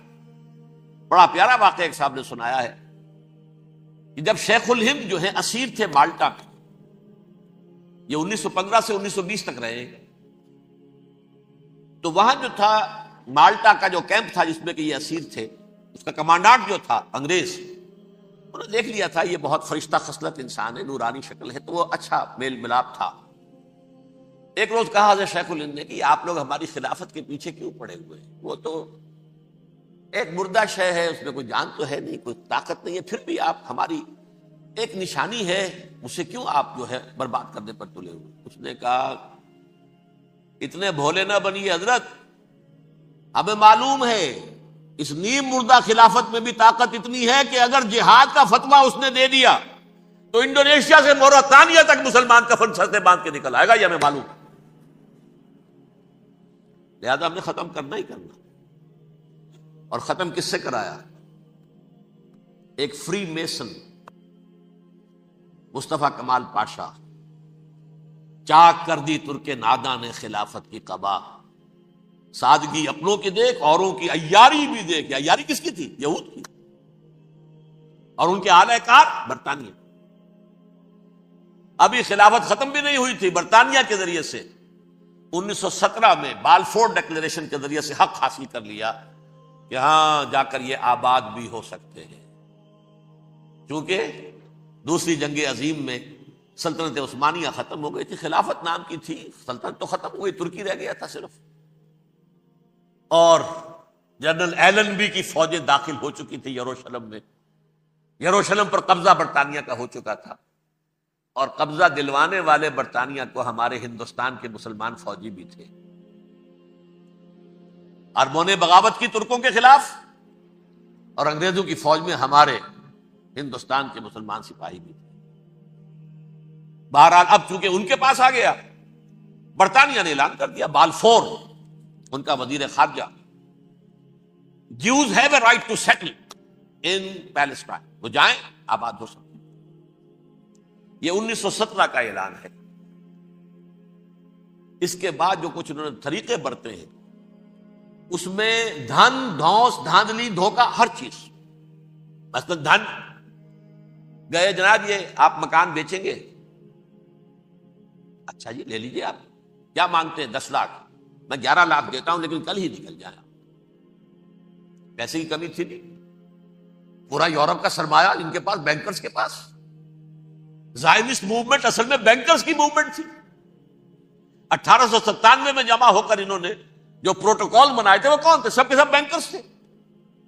دولت کی کمی نہیں تھی، تم 10 کی بجائے 11 لو، نکل جاؤ۔ یہ کھیت بیچتے ہو کتنے کا؟ بھائی 12 کا، ہم 13 دیتے ہیں بھائی، جلدی سے نکل جاؤ۔ یہ بھی کیا، دھن کے ذریعے سے ڈسپلیس کیا، جہاں زور چلا نکال دیا۔ اور اس کے بعد پھر جب سن 48 میں اسرائیلی ریاست قائم ہو گئی، اب اسرائیلی جو ہے عدالتوں میں استغاثے دائر کرنے شروع، یہ فلاں مکان میرے پڑانے پکڑ دادا سکڑ دادا کا تھا 2000 سال پہلے، اس کے اوپر یہ قبضہ کر کے بیٹھے ہوئے، یہ میرے پاس دستاویزات ہیں۔ اچھا ٹھیک ہے، آپ نکل جائیں، یہ مکان ان کا ہے۔ اس طریقے سے انہوں نے بے دخل کیا فلسطینیوں کو، اور خود وہاں پر قدم جما کر مضبوطی سے بیٹھے۔ یہ ہے کہ جو مغربی اقوام نے کیا ہے، اس میں سیکنڈ جو ہے رول پلے کیا ہے امریکہ نے۔ ویسٹ جو ہے اس کا نمبر 2 امریکہ تھا، اب نمبر 1 امریکہ ہے۔ اب برطانیہ کی کوئی حیثیت اب نہیں ہے، لیکن سب سے بڑا وکیل جو ہے وہ وہی ہے اب بھی۔ لیکن ظاہر بات ہے کہ west white Anglo Saxon Protestants کا امام اس وقت جو ہے وہ برطانیہ، یو ایس اے۔ 1948 میں یہ قائم ہوا، اور یہاں پہ نوٹ کیجئے پاکستان 47 میں قائم ہوا۔ اور تقریباً 9 مہینے ہیں درمیان میں، اگست 47 اور مئی یا جون 48۔ اس کا کیا مطلب ہے یہ میں بعد میں بتاؤں گا آپ کو۔ پہلی جنگ ہوئی 48 میں، عربوں نے بغاوت کی اور عرب جیت رہے تھے، اچانک پتہ نہیں کیوں عربوں نے جنگ بند کر دی۔ یہ بالکل یوں سمجھیے کہ پیرلل واقعات ہیں۔ کشمیر میں ہم جیت رہے تھے، بھاگ کر نہرو پہنچ گیا یونائٹڈ نیشنز کے اندر، جنگ بند ہو گئی، ختم ہوا ایسے۔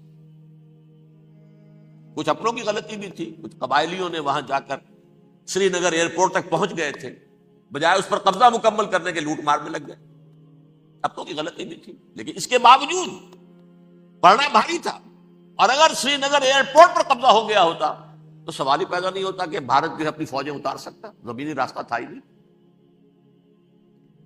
وہی وہاں ہوا ہے، بڑے ہی عجیب طریقے پر عرب جیت رہے تھے، اسرائیل جو ہے شکست کھا رہے تھے، عربوں نے صلح کر دی۔ کچھ مہینوں کے بعد عربوں نے دوبارہ جنگ کی۔ اتنے عرصے میں یہ اسرائیلی، یہ سب جو ہیں جتنے دہشت گرد ہیں اسرائیلی، یہ اس دور کے لوگ ہیں، وہ چاہے مینیجم بیگن تھا یا کوئی اور، یہ سب کے سب اس دور کے ٹیررسٹ۔ اب انہوں نے ڈٹ کر جو مقابلہ کیا، عربوں کو شکست دی بڑی سخت۔ سن 48 میں عربوں کو شکست ہو گئی۔ سن 67 میں روس کے سکھانے پڑھانے پر جمال عبد الناصر نے حملہ کیا، بلاکیڈ کر دیا ایلات کا، بندرگاہ کا۔ 6 دن کی جنگ کے اندر اسرائیلیوں نے روس سے پورا صحرا سینا لے لیا، اسرائیل شام سے گولان ہائٹس لے لیے، اردن سے یہ پورا مغربی کنارہ جو یہ اردن کا حصہ تھا، اور مشرقی یروشلم اردن کے پاس تھا، اس پر بھی قبضہ کر لیا۔ 1967 کی جنگ کا نتیجہ کیا نکلا؟ یروشلم پورا کا پورا یہودیوں کے قبضے میں چلا گیا، جو 1948 میں آدھا کر دیا گیا تھا۔ ویسٹرن یروشلم یہ یہودیوں کے پاس، ایسٹرن یروشلم مسلمانوں کے پاس، اور مشرقی یروشلم ہی میں مسجد اقصیٰ ہے اور قبۃ الصخرہ ہے، وہ مسلمانوں کی تحویل میں تھے۔ اردن کا قبضہ مسلمانوں کی تحویل، لیکن اب 67 میں پورا یروشلم ان کے قبضے میں آ گیا۔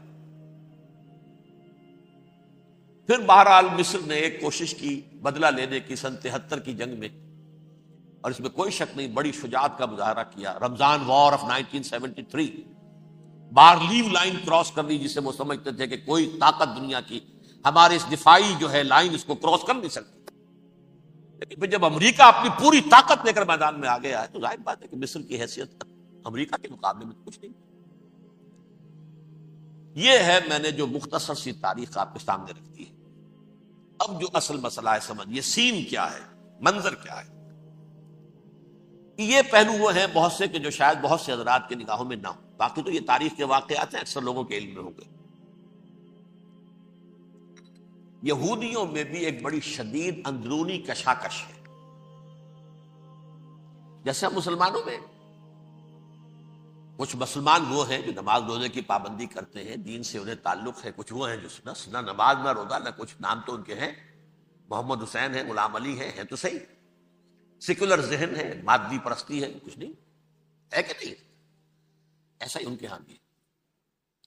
اصل یہودی جو ہے، عملی یہودی، اس کی شکل آپ نے اگر کبھی دیکھی ہو، اس کے سر کے اوپر اونچا ہیٹ ہوتا ہے کالا، ان کی زلفیں لمبی لمبی ہوتی ہیں، خاص طور پر یہ جو ہے گلپٹی کے بال، یہ قلمے جو ہیں یہ تو لا کے چھلے بنا کر بڑا خوبصورت سا جو ہے وہ ہار بناتے ہیں، لمبا کالا کوٹ پہنا ہوتا ہے، لمبی داڑھی ہوتی ہے۔ یہی وجہ ہے کہ مسلمانوں میں بھی مصر میں جس کی لمبی داڑھی ہوتی تھی، اب کچھ حالات شاید بدل گئے، وہ سمجھتے تھے یہ یہودی ہے، یعنی لمبی داڑھی یہودی رکھتا تھا، مسلمان نہیں۔ مسلمان تو عرب صرف ٹوکن داڑھی رکھتے ہیں یا شیو کرتے ہیں، یا سعودیوں کی طرح صرف کوئی نشان چھوڑتے ہیں، اللہ اللہ خیر سے۔ لمبی داڑھی شعار جو ہے یہودیوں کا۔ ایک انتہا پر تو یہ ہے، دوسری انتہا پر وہ ہیں جنہیں کسی شے سے غرض نہیں، شراب بھی پیتے ہیں، سب کچھ ہے، سور بھی کھاتے ہیں یہودی، بینکرز ہیں، بڑے بڑے سائنسدان ہیں، سب کچھ ہیں، وہ زیادہ تر جو ہیں سیکولر ذہن کے۔ کچھ بیچ بیچ میں بھی ہیں، جیسے یہ ایریل شیرون ہے، ویسے شیوڈ ہے، داڑھی تو نہیں ہے اس کے، لیکن سر پہ وہ ضرور وہ جو ہے اس کی جو ٹوپی سی آپ کو رکھی نظر آ جائے گی۔ یہ ہے درمیانی یہودی ہونے کا نشان کہ ایک شعار انہوں نے اپنا جو ہے برقرار رکھا ہوا. وہ ایک ٹوپی چپکی ہوئی سے ہوتی ہے, وہ ٹوپی کیا ہوتی ہے پتہ نہیں, کیسے چکی رہتی ہے مجھے نہیں معلوم. یہ جو کشمکش ہے اس میں, جو زیادہ رائٹسٹ اور لیفٹسٹ کی کہہ لیجیے, سیکولر اور مذہبی لوگوں کی کشمکش ہے, ان کے درمیان ایک کشاکش جو ہے اس کو سمجھ لیجیے کہ وہ کیا ہے. ایک چیز تو ان دونوں کے درمیان قدر مشترک ہے, پوری دنیا کی مالیات پر ہم تسلط کریں گے, قبضہ کریں گے, ڈومینیٹ کریں گے. لوگوں کو ہم بنا کر رکھ دیں گے حیوان, ملٹی نیشنل کمپنیاں ہوں گی, انہی کا راج ہوگا, انہی کی حکومتیں ہوں گی, انڈسٹری انہی کے ہاتھ میں ہوگی, لوگ یا مزدوروں کی حیثیت سے کام کریں گے یا تھوڑے سے مینیجرز ان میں سے بھی ہم لے کر کچھ تنخواہیں ان کو بھی دے دیں گے. باقی سود کے ذریعے سے ملائی ہم کھینچتے رہیں گے, مکھن ہمارے پاس آتا رہے گا. ورلڈ ڈومینیشن, اکنامک ڈومینیشن, یہ تو دونوں کے نزدیک متفق ہے.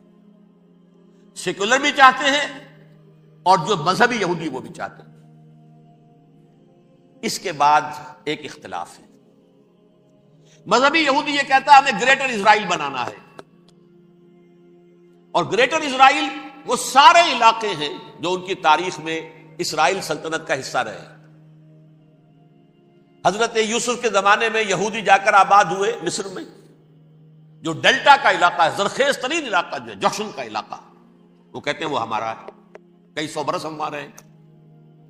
صحرائے سینا ہمارا ہے, اس میں کوہ طور ہے جس پہ حضرت موسیٰ کا ہم کلام ہوئے اللہ سے, تورات ملی, اس میں 40 برس تک ہم بھٹکتے پھرے ہیں.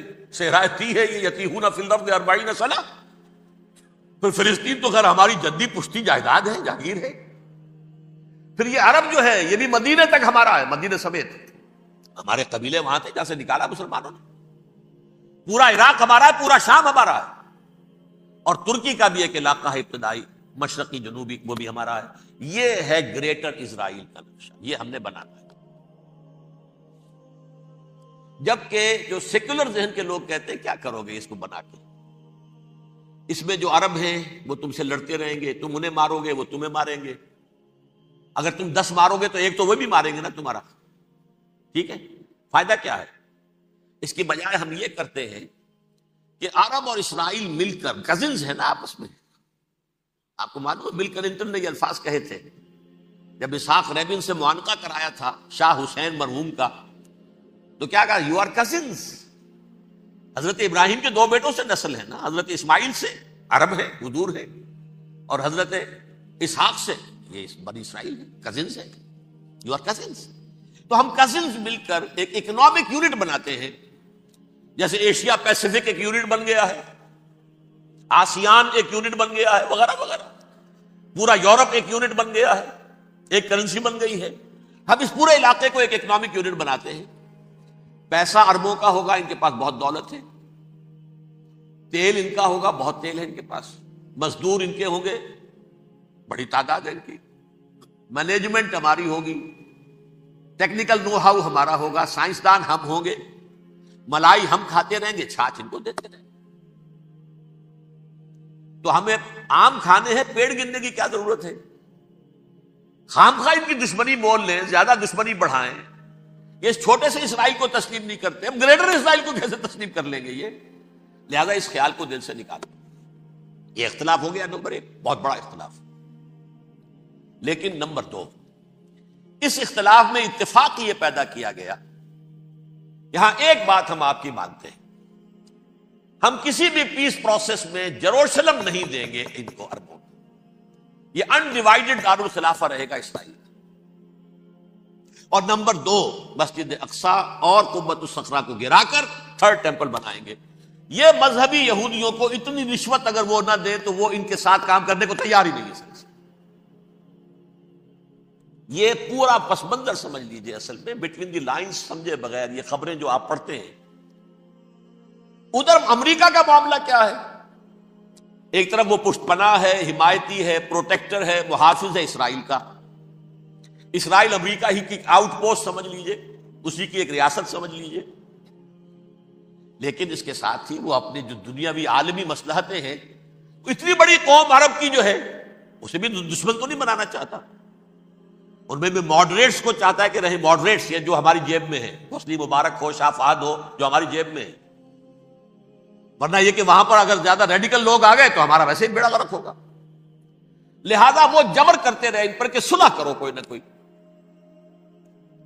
یہ صلح کے لیے دباؤ امریکہ کا ہے، اسرائیل نہیں چاہتا صلح، دباؤ ہے امریکہ کا۔ اب میں آپ کو یاد دلاتا ہوں، خلیج کی جنگ ختم ہوئی، بش، یہ باپ اس کا جو اب ہے بش، اس کا بڑا بش جو سینئر، اس کی پاپولیرٹی ریشو جو ہے 89% تھی اس وقت امریکہ کے اندر۔ اس نے اتنی بڑی جنگ فتح کی تھی اور چند امریکی مرے صرف،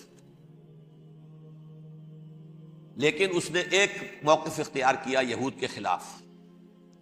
$10 بلین منظور ہو چکے تھے، اسرائیل کو دیے جانے تھے نئے سیٹلمنٹس بنانے کے لیے اسرائیل۔ اس نے کہا یہ رقم میں ایشو نہیں کروں گا جب تک پیس پروسیس شروع نہیں کرتے۔ یہ دباؤ تھا جس کے آگے گھٹنے ٹیکنے پڑے $10 بلین کے لیے، لیکن اس کا بدلہ یہ چکایا کہ الیکشن میں ہرا دیا اسے۔ حالانکہ وہ ہیرو، فاتح، خلیج کی جنگ کا فاتح، 89% ریٹنگ، الیکشن میں 0، دباؤ تھا۔ اسی طرح بل کلنٹن کا دباؤ رہا، کسی طرح صلح کرو، کسی طرح صلح کرو، کسی طرح صلح کرو۔ اور اس معاملے میں میں یہ تسلیم کرتا ہوں، اس معاملے میں اس نے واقعتاً ایڑی چوٹی کا دور لگایا، اور یہ بھی تسلیم کرتا ہوں کہ اس کے دباؤ میں آ کر ایہود باراک جہاں تک چلا گیا تھا، اب کوئی نہیں جا سکتا، وہ آفر نہیں دے مل سکتی اب دوبارہ فلسطینیوں کو۔ یہ بھی میں بھول گیا آپ کو بتانا، یہ جب پروسیس شروع ہوا ہے جس کا نام تھا لینڈ فار پیس، اصول کیا دیا تھا امریکہ نے کہ دیکھو اسرائیلیوں، یہودیوں، تم نے سن 67 میں جو زمینیں ان سے چھینی تھی، جو علاقے، یہ ان کو واپس کر دو اور ان سے صلح کر لو، یہ سب تمہیں ریکگنائز کر لیں گے، جنگ ختم ہو جائے گی۔ صحرائے سینا دے دو، مصر تم سے صلح کر لے گا، وہ ہو گیا۔ انور سادات نے صلح کر لی، ریکگنائز کر لیا، صحرائے سینا واپس آ گئے۔ عربوں نے اسے اپنی فولڈ سے نکال دیا، عرب لیگ سے نکال دیا۔ شام بھی تیار رہا ہے، لیکن پورا گولان ہائٹ مانگتا ہے وہ۔ ابھی جو پچھلے دنوں کلنٹن کے آخری دور میں گفتگو ہوئی تھی، اس نے کہا جتنا تم نے ہم سے علاقہ چھینا تھا سارا واپس کرو تو ہم کر لیں گے ریکگنائز۔ اس میں سے کچھ ایسا اسٹریٹجک امپورٹنس کا علاقہ ہے وہ یہودی کسی طور پر دینے کو تیار نہیں، لہذا صلح نہیں ہو سکی۔ شرق اردن سے جو علاقہ لیا تھا وہ ٹھیک ہے، وہ رکھو، اس کے اندر فلسطینی ریاست بنا دو۔ یہ علاقہ جو ہے فلسطینیوں کی میجورٹی ہے اس میں، تو اس کو فلسطینی ریاست بنا لو، ایک ریاست ودن ریاست ہو جائے گی، اسرائیل ریاست، فلسطینی ریاست۔ یہ ہیں 3 مین پوائنٹس۔ چوتھی بات پہ آ کر روک دیتے تھے کہ یہ پھر بعد میں سوچیں گے یروشلم کا مستقبل کیا ہوگا، یہ موسٹ سینسٹیو ایشو جو ہے یہ بعد میں سوچیں گے۔ اب جب یہ پیس ٹاک شروع ہوئے تو یاد ہے اسحاق ریبین تھا، اسے کس نے قتل کیا؟ یہودی نوجوان نے۔ یہ تم کیسے دے رہے ہو زمینیں؟ ہمیں تو اور لینی ہے، تم نے سینا واپس کر دیا، ہمیں تو جشن کا پورا علاقہ لینا، مصر کا سارا فرٹائل ایریا جو ہے وہ لینا ہے اس سے۔ تم گولان ہائٹس دے رہے، ہمیں پورا شام لینا ہے، لہذا تم کیسے کر دو؟ لینڈ فار پیس، پیس اور نو پیس، نو لینڈ، زمین ہم واپس نہیں کریں، ہمیں تو اور لینی۔ کس نے قتل کیا؟ یہودی نے، فلسطینی نے تو قتل نہیں کیا۔ ایہود باراک کی بات میں آپ کو بتا رہا ہوں، یہ یہاں تک چلا گیا تھا کہ اسرائیلی ریاست بھی ہم فلسطینی ریاست بھی مان لیں گے، یروشلم بھی، مشرقی یروشلم دے دیں گے، تمہارا اقتدار ہوگا اس پر۔ البتہ یہ جو احاطہ ہے جس میں جنوب میں مسجد اقصی ہے اور ذرا شمال کی طرف ہے قبۃ الصخرہ۔ قبۃ الصخرہ آپ جانتے ہیں، جب بھی ٹیلی ویژن پر یروشلم سے کوئی خبر آ رہی ہو تو پیچھے وہ بڑا سا مینار، وہ گنبد نظر آتا ہے سنہرا، یہ وہ جگہ ہے چٹان، ٹیمپل ماؤنٹ۔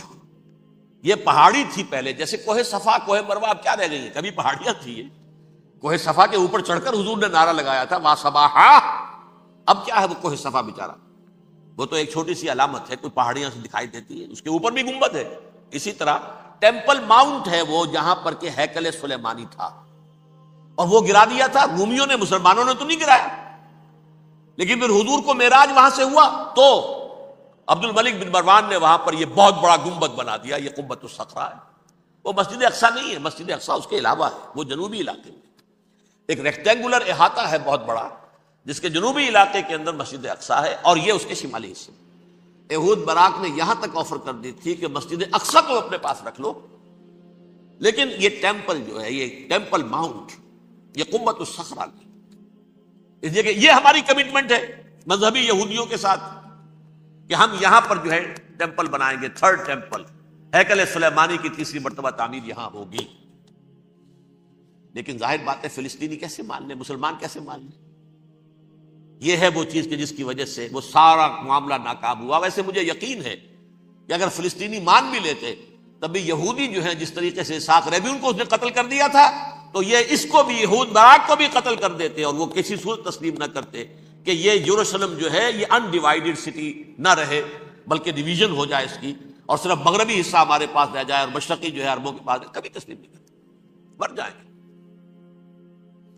اب دیکھیے اس وقت شکل کیا ہے۔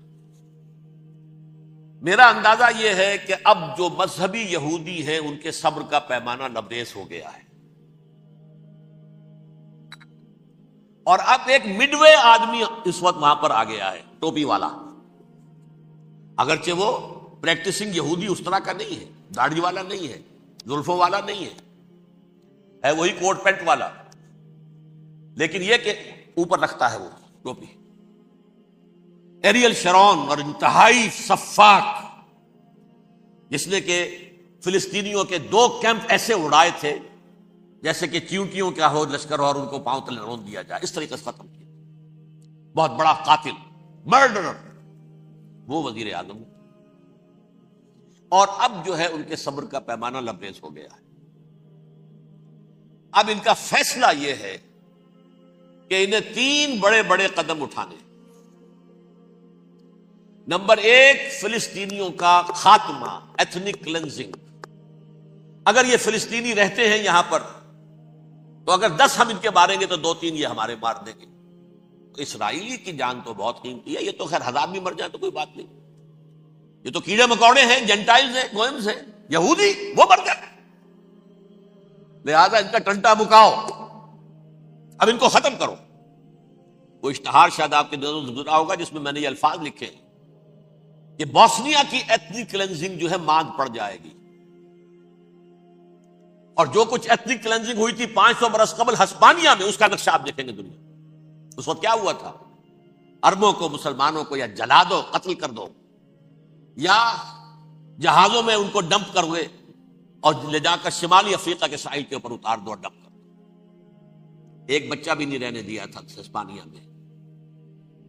1492 میں سقوط غرناطہ ہوا ہے، اور اس کے بعد 10 سال کے اندر اندر ایک ایک بچہ مسلمانوں کا ختم کر دیا۔ یہ ہے فیصلہ ان کا۔ اب بہت بڑا قدم وہ اٹھانے پر مجبور ہے۔ کب تک آپ رہیں گے؟ ہمارے لوگ مارتے ہیں، 16 نوجوان ہمارے مار دیے، لیکن آج گھر تھا اس میں ایک چلا گیا فلسطینی، بم اپنے جسم سے باندھ کر وہاں اڑا دیا، خود بھی اڑ گیا، 16 ان کے نوجوان اڑ گئے۔ لہذا یہ چیز ان کے لیے ناقابل برداشت ہے، ان کے صبر کا پیمانہ اب لبریز ہوگا۔ نمبر 2، انہیں بہرحال اب یہ کرنا ہے کہ مسجد اقصیٰ کو گرائیں، قبۃ الصخرہ کو گرائیں، اور ٹیمپل بنائیں۔ یہ انتفاضہ جو اب شروع ہوا 1 سال پہلے سے، یہ شیرون نے دورہ کیا تھا، مسجد اقصیٰ میں گیا تھا، اور اس نے 3rd ٹیمپل کی تعمیر کے لیے ایک پتھر جو ہے، بنیاد کا پتھر رکھنے کا ارادہ ظاہر کیا تھا، جس پر فلسطینی نوجوان اٹھے، وہ اینٹیں لے کر اور روڑے لے کر، اور اس وقت سے یہ سلسلہ چل رہا ہے۔ کتنے مارے جا چکے فلسطینی، لیکن کچھ نہ کچھ یہودی بھی مرے، اسرائیلی بھی مرے، اور جیسا کہ میں نے عرض کیا اب ان کے صبر کا پیمانہ لبریز ہو گیا۔ انف از انف۔ اب ہم اس معاملے کو ایک دفعہ جو ہے فائنلی ختم کر دیں اور اب بنائیں گے۔ لہٰذا اب جو ہے کئی ٹن وزن کے وہ جو پتھر تیار ہو کر آگے رکھ دیے گئے ہیں کہ یہاں یہ بنیاد پڑنی ہے، اس کے اندر یہ پتھر لگے۔ بلکہ ایک لطیفہ بھی مجھے یاد آیا ہے، یہ کوئی 30 سال پرانی بات ہے۔ اس قبۃ الصخرہ کی مرمت ہوئی تھی، تو اس کے اوپر جو یہ سونے کی پتری چڑھی ہوئی ہے، یہ شاہ حسین اردن والے جو ہے، ظاہر بات ہے تھا بھی انہی کے تسلط میں، یہ انہی کی تولیت میں تھا سن 67 سے پہلے، اس زمانے کی بات میں کر رہا ہوں۔ تو انہوں نے پتہ نہیں 30 من تھا یا 30 ٹن تھا سونا جو ڈونیٹ کیا تھا اس کے اوپر یہ پتری چڑھانے کے لیے، جو بہت بڑا گنبد نظر آتا ہے پورے کے پورے ماحول کے اوپر چھایا ہوا۔ اس وقت یہودی اخباروں نے لکھا تھا بہت اچھا ہے، یہ سونا ہمارے کام آئے گا جب ہم اپنا ہیکل تعمیر کریں گے۔ کہاں جائے گا سونا؟ سونا یہی رہے گا نا، جب ہم گرائیں گے ہمیں وہ سونا مل جائے گا۔ اب وہ اس پر آ گئے، مزید دیر نہیں کر سکتے۔ تو آپ نوٹ کیجئے، number 1 ethnic cleansing of Palestinians in Israel. Number 2 demolition of the Aqsa mosque and the Qubbat al-Sakhra. Number 3 امریکہ کو الٹیمیٹم، تم اب اپنے ٹانگ درمیان میں مت لڑاؤ، اور اس کے لیے دھمکی، اگر تم نے ہمارے معاملے میں رکاوٹ ڈالی تمہاری اینٹ سے اینٹ بجا دیں گے۔ نیتن یاہو نے یہ کہا تھا میں واشنگٹن میں آگ لگا دوں گا۔ یہ انہوں نے امریکہ میں عظیم ترین دہشت گردی کر کے امریکہ کی ایڈمنسٹریشن کو، انتظامیہ کو یہ دھمکی دے دی ہے کہ باز آ جاؤ۔ چنانچہ میں یہ بات کہہ کے پرسوں جمعے میں اپنی مسجد دارالسلام سے نکلا، شام کو، اسی شام کو میں نے ایریل شیرون کی تقریر سن لی T V per. It is not acceptable. Don't appease the Arabs at our expense. We are not going to become Czechoslovakia. We have to depend on ourselves only and rely on ourselves only. کیا مطلب ہے اس کا؟ کس کو سنا رہا ہے؟ امریکہ بہادر، ہم تمہارے محتاج نہیں ہیں، ہم تمہارے ٹکڑے اڑا دیں گے، تیسرے کر دیں گے تمہارے، تم بیچ میں آؤ تو صحیح اب، اور دیکھ لو ایک نشانی ہم تمہیں دکھا دیتے ہیں۔ مجھے 100% یقین ہے یہ پورا ہسٹوریکل پروسیس، اور جس جگہ یہ پہنچ گیا ہے، جس کریٹیکل پوائنٹ تک یہ پہنچ چکا ہے، یہ جو بھی حملہ ہوا ہے ورلڈ ٹریڈ سینٹر پر اور پینٹاگون پر، یہ اسرائیل کا کام ہے۔ اسرائیل سے کم تر کسی ادارے کے لیے ممکن ہی نہیں، اس لیے کہ اسرائیل کے ایجنٹ امریکہ کے پورے نظام کے اندر جو ہے گھسے ہوئے موجود ہیں، ہر جگہ موجود ہیں۔ جیسے سرطان کا پھوڑا ہوتا ہے پورے جسم میں، وہ اپنی جڑیں جما لیتا ہے، ایسا ہے پوری ایڈمنسٹریشن، پوری اکانومی، تمام ذرائع ابلاغ، پرنٹڈ میٹر ہو یا یہ کہ الیکٹرانک میڈیا، سب ان کے قبضے میں، ڈیفنس کا سارا معاملہ ان کے قبضے میں ہے۔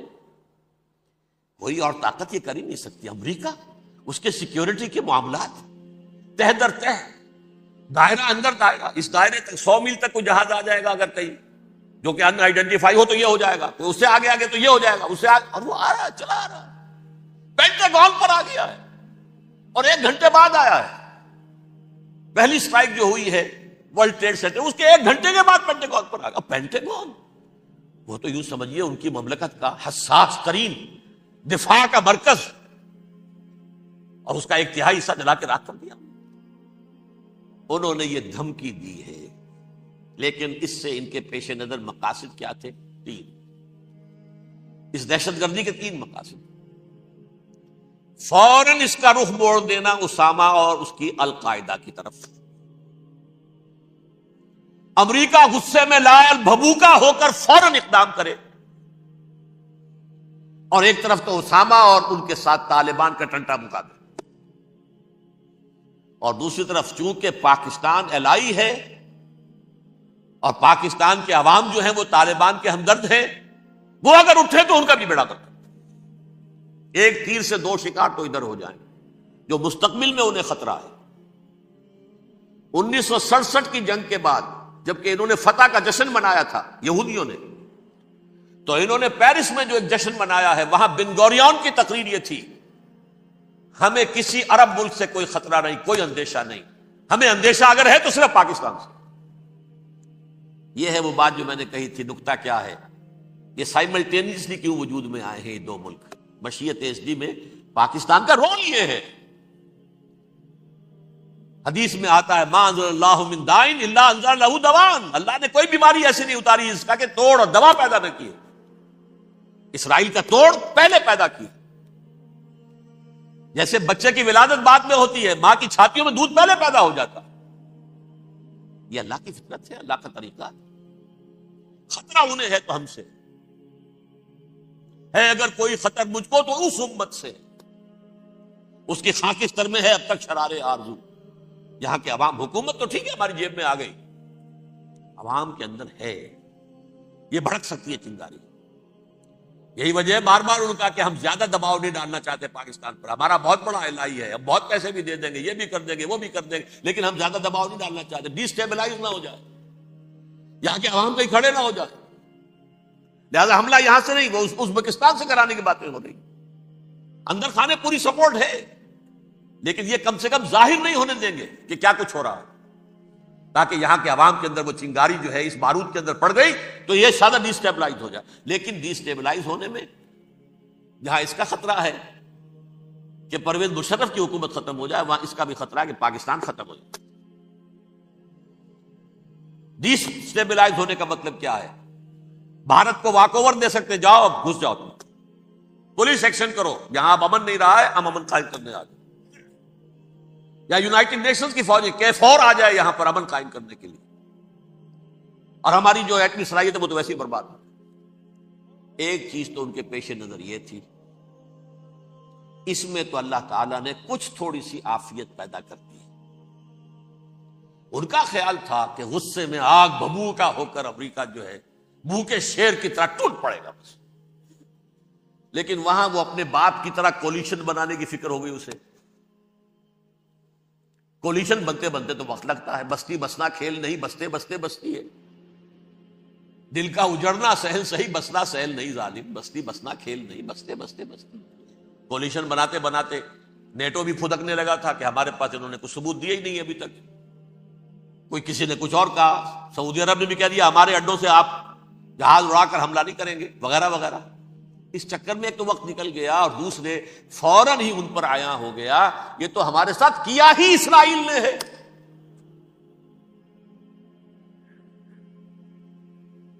لیکن یہ بات لیک نہیں کرنا چاہتے. میں نے خود سنا اور بھی بہت لوگوں سے کہا کہ یہ باقاعدہ اسٹیٹ ڈپارٹمنٹ کی طرف سے ٹی وی پر، CNN پر، BBC پر یہ اعلان آیا کہ یہ جو انویسٹیگیشنز ہو رہی ہیں اس حادثے کی تحقیقات کی، اس کی معلومات لیک کیوں ہو رہی ہیں؟ لیک نہیں ہونی چاہیے. کیوں؟ اسامہ کے خلاف اگر کوئی ثبوت ہے لیک ہو جائے 1000 مرتبہ، کسی کو کوئی نقصان ہے؟ یہ کون سا تھا، کون سا لیکیج ہے جسے روکنا مقصود ہے؟ وہ تو ہمارا متمنا ہے، ہمارا بیٹا ہے، وہ کر رہا ہے. اس گھر کو آگ لگ گئی گھر کے چراغ سے. But they have given a message to the United States of America, ہمارے راستے میں اب مت آنا، ہم پر دباؤ نہ ڈالنا. Don't appease the Arabs at our expense. یہ الفاظ ہیں شیرون کے. ان کی خوشامد، ان کو خوش کرنا، ان کو پسند کرنا، ان کو راضی کرنا ہماری کوشش پر. جیسے سلوواکیہ کے اوپر قبضہ جو ہے جرمنی کا ہٹلر کا تسلیم کر کے تم نے اس کو بڑھاوا دے دیا تھا اس وقت، ایسے ہی تم چاہتے ہو ہمیں بھی سلوواکیہ بنا دینا، ہم نہیں بنے. یہ ہے اصل میں صورتحال. جیسا کہ میں نے عرض کیا، افغانستان پر اب یہ جیسے کھسیانی بلی ہوتی ہے کھمبا نوشتی، کریں گے تو صحیح حملہ. یہ جگہ اتنی تیاری پوری دنیا کے اندر کر کے کچھ نہ کچھ تو کریں گے، کچھ نہ کچھ تو کارکردگی دکھائیں گے. اصل میں وہ زور شور اب ان میں نہیں ہے افغانستان کے بارے میں، بلکہ تاریخ میں ایک مرتبہ پھر وہی بات ہو گئی ہے. کلما اوقدوا نارا للحرب اطفاها اللہ. اللہ تعالیٰ نے کم سے کم اس کی تندی کو کم کر دیا. اس آگ کی بھڑک اور تندی جو ہے وہ انشاءاللہ کم ہو جائے. البتہ افغانستان میں کیا ہوگا یہ میں نہیں کہہ سکتا. ان ادری قریب بعید ما توعدون، جیسے کہ قرآن مجید میں حضور سے کہلوایا گیا، میں یہ نہیں جانتا جس چیز کا وعدہ تم سے کیا جا رہا ہے وہ قریب ہے یا دور ہے، میں نہیں جانتا. وَإِنْ أَدْرِي لَعَلَّهُ فِتْنَةٌ لَكُمْ وَمَتَاعٌ إِلَىٰ حِينٍ. میں نہیں جانتا، ہو سکتا ہے ابھی اللہ تعالیٰ تمہیں کوئی مہلت دے اور کچھ وقت کے لیے تمہاری رسی دراز کر دے اور ابھی عذاب کو ٹال دے. جب حضور سے یہ کہلوایا جا رہا ہے ان ادری، یہاں تک بھی کہلوا دیا گیا وَمَا أَدْرِي مَا يُفْعَلُ بِي وَمَا بِكُمْ. مجھے نہیں معلوم میرے ساتھ کیا کیا جائے گا، تمہارے ساتھ کیا کیا جائے. تو بہرحال کون دعوے سے کہہ سکتا ہے کہ یہ ہوگا؟ تباہی بھی آ سکتی ہے، کوئی بڑا سیٹ بیک بھی آ سکتا ہے، اپس اینڈ ڈاؤنز ہوتے ہیں۔ احیاء اسلام کا پروسیس چل رہا ہے، لیکن احیاء پروسیس میں حضور کے زمانے میں بھی غزوہ بدر میں ایک دفعہ گراف جو ہے چلا گیا تھا آسمان پر، تو غزوہ احد میں وہ بہت نیچے بھی تو آ گیا تھا نا، مسلمانوں کے حوصلے پست بھی ہو گئے تھے نا۔ وَلَا تَهِنُوا وَلَا تَحْزَنُوا وَأَنْتُمُ الْأَعْلَوْنَ إِن كُنتُم مُؤْمِنِينَ، یہ تشفی دینی پڑی تھی نا، گھبراؤ نہیں، ڈرو نہیں۔ إِن يَمْسَسْكُمْ قَرْحٌ فَقَدْ مَسَّ الْقَوْمَ قَرْحٌ مِثْلُهُ، اگر تمہیں کوئی چرکا لگا ہے تو تمہارے دشمنوں کو اس سے بڑا چرکا لگ چکا ایک سال پہلے، انہوں تو ہمت نہیں چھوڑی، ایک سال کے بعد دوبارہ ہو گئے حملہ آور تم پر، تم کیوں دل چھوڑتے ہو؟ تو کوئی سیٹ بیک آ سکتا ہے، اور یہ بھی ہو سکتا ہے، اور اللہ کرے کہ ہو جائے، کوئی واقعہ فیل بھی پیدا ہو سکتا ہے دوبارہ۔ اللہ تعالیٰ چڑیوں کے ذریعے سے اور ان کی چونچوں اور ان کے پنجوں کی کنکریوں کے ذریعے سے ہاتھی والوں کو برباد کر سکتا ہے۔ الم تر کیف فعل ربک باصحاب الفیل الم یجعل کیدہم فی تضلیل وارسل علیہم طیرا ابابیل ترمیہم بحجارۃ من سجیل فجعلہم کعصف مأکول۔ کھایا ہوا بھوسا جگالی کر کے جب نکلتا ہے جیسے ہوتے ہیں، ایسا پورا لشکر کر دیا گیا۔ اللہ تعالیٰ کر سکتا ہے، کوئی مشکل نہیں، وہ علی کل شیء قدیر، اسے ہر شے کی قدرت حاصل ہے۔ لیکن اصل بات جو ہے میں آپ کو بتانا چاہتا ہوں، یہ ہے سائیڈ ایشو، اصل ایشو ہے فلسطین کا جو شروع ہونے والا ہے، بھٹی دہکے گی وہاں۔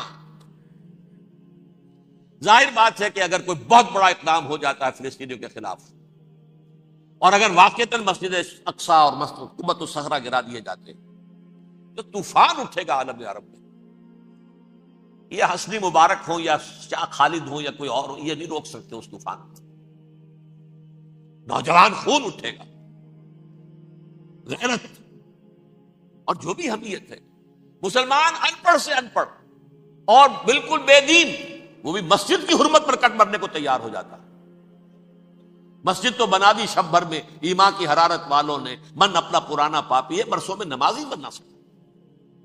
وہ چاہے کانپور کی مسجد سے مسلمانوں نے جانے دی ہے، چاہے وہ شہید گنج کی مسجد تھی مسلمانوں نے جانے دی ہے، چاہے نماز نہ پڑھتے ہو، لیکن یہ جو حرمت اور یہ جو حمیت اور یہ غیرت ہے، اس سے جو طوفان اٹھے گا یہ ہوگا اس ملحمۃ العظما، اس کی طرف پیش رفت ہو رہی۔ کتاب الملاحم سے احادیث کے حوالے سے کہ جن جنگوں کا حوالہ دیا حضور نے، پیشن گوئی کی ہے، اس کا نقطہ آغاز تھا خلیج کی جنگ۔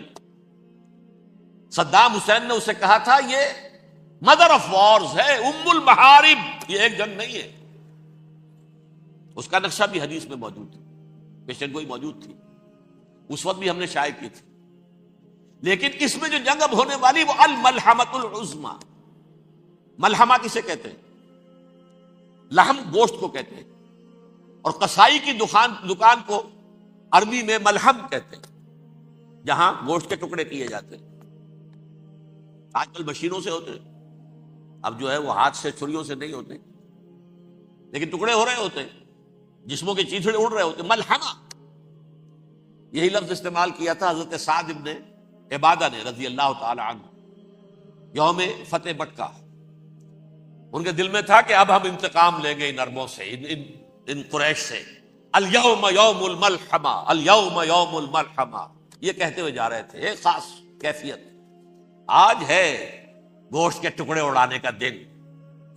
حضور سے کہا کسی دن جا کر کے سعد تو یہ کہہ رہے ہیں الیوم یوم الملحمہ، الیوم یوم الملحمہ۔ حضور نے فرمایا نہیں، ان سے کہو جا کر الیوم یوم المرحمہ، الیوم یوم المرحمہ، آج رحمت کا دن ہے، آج تو میں ان سب کو معاف کروں گا۔ لا تثریب علیکم اليوم، میں تم سے وہی بات کہہ رہا ہوں جو میرے بھائی یوسف نے کہی تھی اپنے بھائیوں سے، اذهبوا فانتم الطلقاء، جاؤ تم سب کے سب آزاد۔ وہ ملحمہ ہے جس کو کہ حضور نے حضرت معاذ بن جبل رضی اللہ تعالیٰ عنہ کی روایت ہے، اس میں سے جو ابو داؤد میں روایت آئی ہے اس میں الملحمۃ العظما، عظما مؤنث ہے اعظم کا۔ آپ کہتے ہیں جنگ عظیم اول، جنگ عظیم دوم، عظیم کا باپ ہو گیا اعظم، سب سے بڑا، اور اس کا مؤنث ہے سب سے بڑی، عظما، الملحمۃ العظما، سب سے بڑی لڑائی۔ میرے نزدیک یہ وار کے معنی میں نہیں ہے، بیٹل کے معنی میں۔ انگریزی میں یہ دو لفظ علیحدہ ہیں، وار، بیٹل۔ وار سالوں کو محیط ہوتی ہے، بیٹل کسی ایک خاص جگہ پر جو لڑائی ہوتی ہے اس کو کہتے ہیں۔ حضور کے اور قریش کے درمیان 6 سالہ وار تھی، جنگ تھی، لیکن battles, battle of Uhud, battle of Badr, یہ بیٹلز تھی، لڑائیاں تھیں۔ تو عظیم ترین جنگ شاید اس اعتبار سے نہ ہو جیسے کہ ورلڈ وار 1 اور ورلڈ وار 2، یعنی اس کی وسعت کا اتنا معاملہ نہیں اور طوالت کا نہیں، لیکن جو لڑائی جو ہے بیٹل ہونی ہے، جس کو کہ یہ لوگ، یا چونکہ میں نے کہا تھا شروع میں کہ سرما ہے میری آنکھ کا خاک حجاز و ہول قدس، نیو ٹیسٹمنٹ کی آخری کتاب ہے the book of revelation, revelation of saint John, اس میں آرمگڈون کہا گیا ہے اسے۔ ہر مجدون، یہ عبرانی لفظ ہے، ہر کہتے ہیں اونچی جگہ کو، سطح مرتفع، مجدون میگیڈو، میگیڈو ایک وادی ہے، مرتفع، وادی مرتفع، یہ ہے واقع لبنان، اسرائیل اور شام کے درمیان جو ٹکڑا، جو ٹرائنگل بنتی ہے، یہ ہے، یہاں پر بڑی جنگ لڑی جائے گی، اور یہ جنگ صلیب ہوگی، جو کہا ہے بش نے، یہ جنگ صلیب۔ سیکنڈ ملینیم شروع ہوئی تھی تو پہلی صلیبی جنگ ہوئی تھی، تھرڈ ملینیم شروع ہوا ہے، یہ سیکنڈ صلیبی جنگ ہے، یہ کروسیڈ ہے۔ اور میں اس مرتبہ امریکہ گیا تھا تو پہلی مرتبہ مجھے وہاں ایک رسالہ ملا ٹرمپٹ نام کا، یہ امریکہ کے جو بہت ایکسٹریمسٹ قسم کے پروٹیسٹنٹس ہیں، یہ ان کا رسالہ ہے، اور ان کے بارے میں اب کہا جا رہا ہے وہ کرسچین زائنسٹ ہیں۔ آپ شاید پہلی مرتبہ یہ لفظ سن رہے ہو، زائنسٹ تو ہم سمجھتے ہیں یہودیوں کو، کرسچین زائنسٹ وہ ہیں جو ہیں تو عیسائی پروٹیسٹنٹس ہیں، لیکن اسرائیل کے وہ حمایتی یہودیوں سے بڑھ کر ہیں۔ یہ میری کسی پہلی تقریر میں شاید بہت سے حضرات کو یاد آ جائے، میں نے کہا تھا 4 سال پہلے ہمارا تنظیم اسلامی کا ایک کنونشن ہوا تھا ہیوسٹن میں، امریکہ کا جنوبی علاقے کا شہر ہے۔ ایک سیشن اس میں ہم نے رکھا تھا انٹرفیتھ، ایک عیسائی کو بلایا تھا، ایک یہودی بہت بڑا وہاں کا عالم ہے اس کو بلایا تھا۔ اس یہودی عالم نے، ڈاکٹر وشگراٹ، جو وہاں کی یونیورسٹی میں پروفیسر ایمیریٹس ہے، اس نے کہا تھا کہ یہ اسرائیل کی تو سپورٹ کر رہے ہیں عیسائی، ہم تو نہیں کر رہے۔ جو پریکٹسنگ یہودی ہیں وہ زیادہ اسرائیل کے حق میں نہیں تھے، یہ تو سن 67 کے بعد انہوں نے اسرائیل کو تسلیم کیا ہے، وہ تو منتظر تھے کہ ہمارا مسیحا آئے گا تو اس کی قیادت میں جنگ کریں گے، جیسے شیعہ منتظر تھے کہ مہدی موعود آئیں گے تو پھر ہم کچھ کریں گے۔ وہ امام خمینی نے کہا بھائی جب وہ آئیں گے آ جائیں گے، لیکن ہم کچھ راستہ تو صاف کریں ان کے لیے۔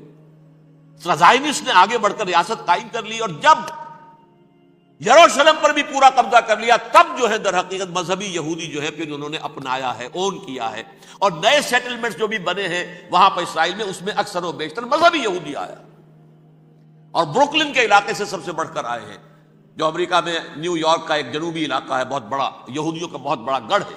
نیو یارک کو جیو یارک بھی کہا جاتا ہے، وہ تو اصل میں مرکز جو ہے وہ تو یہودیوں کا ہے۔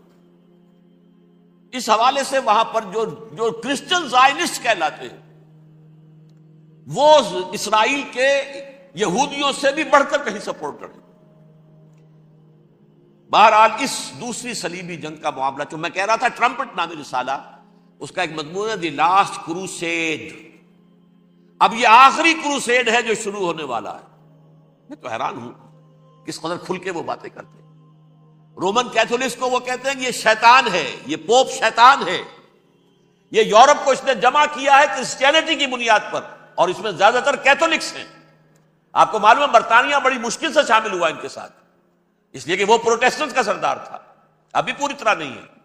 یورپ جو ہے وہ رومن امپائر دوبارہ یہ کھڑی کر رہا ہے، اور در حقیقت یہ جو ہے یہودیوں سے بھی چھیننا چاہتے ہیں اسرائیل کو اور فلسطین کو، اور مسلمانوں سے بھی، اور یہ وہی کروسیڈ جو تھے اربن ثانی کے، اس کی تیاری کر رہے ہیں تاکہ وہاں پر عیسائی حکومت قائم ہو جائے، کیتھولکس کی، پوپ کی حکومت قائم ہو جائے، جیسے ایسٹ تیمور میں کر دی ہے۔ ایسٹ تیمور میں کون سی حکومت بنی ہے؟ رومن کیتھولک، رومن کیتھولک اسرائیل میں بنے، تاکہ یہ سارے مقامات مقدسہ جہاں اسرائیل پیدا ہوئے، بیت حضرت مسیح پیدا ہوا، بیت لحم کہاں ہے؟ وہی ہے کہ نہیں؟ جہاں سے ریزریکشن ہوا ان کے خیال میں وہ کہاں ہے؟ وہیں پر ہے کہ نہیں؟ بڑے بڑے گرجے ان کے وہی ہیں۔ اس اعتبار سے ان کا کہنا یہ ہے یہ لاسٹ کروسیڈ کی تیاری ہو رہی ہے، یہ کیفور اور ان کا کہنا یہ ہے کہ یہ پوری طاقت نیٹو کی جو ہے یہ پہلے جرمنی سے لائی گئی بوسنیا، انہوں نے خود وہاں جنگ کروائی، انہوں نے خود وہاں پر ایتھنک کلینسنگ کروائی، پھر خود مصالحت کے لیے آ گئے، پھر کوسوو میں انہوں نے خود آگ بھڑکائی. یہ میں نہیں کہہ رہا، یہ وہ ٹرمپٹ رسالہ امریکہ سے چھپنے والا پروٹیسٹنٹس کا رسالہ ہے جو یہ کہہ رہا ہے. پھر انہوں نے کوسوو کے اندر کروایا اور پھر وہ وہاں پر پیس فورس کی حیثیت سے آ گئے. اب وہ میسیڈونیا میں کروا رہے ہیں اور وہاں داخل ہو گئے ہیں. اگلا قدم ان کا سائپرس ہوگا، سائپرس میں ترکوں کو اور وہ گریکس کو لڑائیں گے اور وہاں آ جائیں گے، وہاں سے ایک چھلانگ لگائیں گے اور یہ فلسطین میں پہنچیں گے، اور یہ وہاں پر ایک رومن امپائر، اپنی پرانی رومن امپائر کی طرح کی رومن کیتھولک ریاست قائم کرنا چاہتے. تو وہاں امریکہ کے عیسائیوں میں بھی کوئی ایک طبقہ نہیں ہے، کیتھولکس بھی ہے، کیتھولکس زیادہ نہیں ہے ہمدرد، لیکن اب تابع ہو چکے ہیں. اسحاق ریبین نے جب یہ پیس ٹاک شروع ہوئی تھی، آپ کو یاد ہوگا شاید کہ جب وہ آیا تھا واشنگٹن سے واپس فلسطین اسرائیل، تو پہلے روم میں رکا for an audience with the pope, اور پوپ کو اس نے ایک مرتبان سا پیش کیا تھا، حضرت سلیمان علیہ السلام کے زمانے کا مرتبان، اور کہا تھا دیکھیے 3000 برس تک ہم نے اس کی حفاظت کی ہے، اب یہ میں آپ کے حوالے کر رہا ہوں. اس کے بعد سے پوپ جو ہے بالکل رام ہو گیا اور وہ عیسائیوں کے ساتھ اور یہودیوں کے ساتھ ان کا پورا معاہدہ ہو. اب پورا عیسائی ورلڈ جو ہے بعثت مجموعی یہودیوں کے شکنجے میں ہے. البتہ ان کے اندر بھی جھگڑے ہیں، جو وہاں پر وائٹ کرسچن ملیشیاز ہیں وہ ایکسٹریمسٹ ہیں کیتھولکس، ان کے نزدیک دشمن نمبر 1 یہودی، دشمن نمبر 2 مسلمان، دشمن نمبر 3 جو یورپ میں کالے ہیں افرو امریکن، چاہے وہ عیسائی ہو گئے ہوں کوئی بھی ہو. یہ 3 دشمن ہیں جن سے انہوں نے کلینز کرنا ہے، صاف کرنا ہے ان کے خیال کے مطابق امریکہ کی سوسائٹی. اولاً یہود، پھر مسلمان، اور پھر یہ جو کالے. لیکن دوسری طرف پروٹیسٹنٹس کے اندر ایکسٹریمسٹ وہ ہیں جنہیں کہا جا رہا ہے یہ کرسچین زائنسٹ ہیں، یہ اسرائیل کے اسرائیل سے بڑھ کر سپورٹرز ہیں. بہرحال یہ اب جنگ ہوگی، اس کا نتیجہ کیا نکلے گا یہ تو اللہ ہی جانتا ہے. اب میں آخری بات کی طرف آ رہا ہوں. آخری نتیجہ تو جو بھی کچھ اپس اینڈ ڈاؤنز آئیں گے، تلک الایام نداولھا بین الناس، آخری نتیجہ ڈراپ سین وہ یہ ہوگا کہ اللہ کے دین کا بول بالا ہوگا اور پوری دنیا پر محمد کے لائے ہوئے دین صلی اللہ علیہ وسلم کی حکومت قائم. وہ گویا قیامت کی تمہید ہوگی، اس کے بعد بس قیامت آئے گی، کیونکہ مقصد کائنات، تخلیق کائنات پورا ہو جائے گا. پوری مخلوقات کے اندر مقصد تخلیق، کلائمیکس آف کریشن محمد الرسول اللہ صلی اللہ علیہ وسلم، دین کی تکمیل محمد الرسول اللہ صلی اللہ علیہ وسلم. اور اس خلافت عرضی کے لیے جو حضرت آدم کو خلافت دی گئی تھی، جب اس میں وہ خلافت پوری دنیا پر قائم ہو جائے گی، اس کا مقصد پورا ہو جائے گا. And that will be the beginning of the end. اس کے بعد قیامت ہے. آخری نتیجہ تو یہ نکلنا ہے. اس سے پہلے سزائیں ہمیں بھی مل رہی ہیں، اور یہاں میں کانٹے کی بات جو چھوڑ گیا تھا اس وقت بیان کر دوں. اللہ نے اس مغضوب علیہم قوم کو، اس ملعون قوم کو کیوں اب تک چھوٹ دیے رکھی؟ میں بتا چکا ہوں یہ بڑے عذاب کے مستحق ہو چکے تھے حضرت عیسیٰ علیہ السلام کے زمانے میں، چھوٹ دی ہے، ابھی تک ہے، بلکہ ایک مرتبہ ابھارا ہے.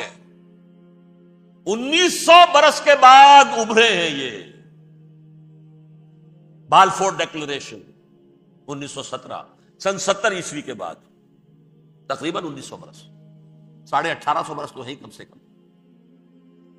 پھر creation of Israel 1948، 1967 extension of Israel, یروشلم پر قبضہ. یہ سارا جو ہے کیوں ہے؟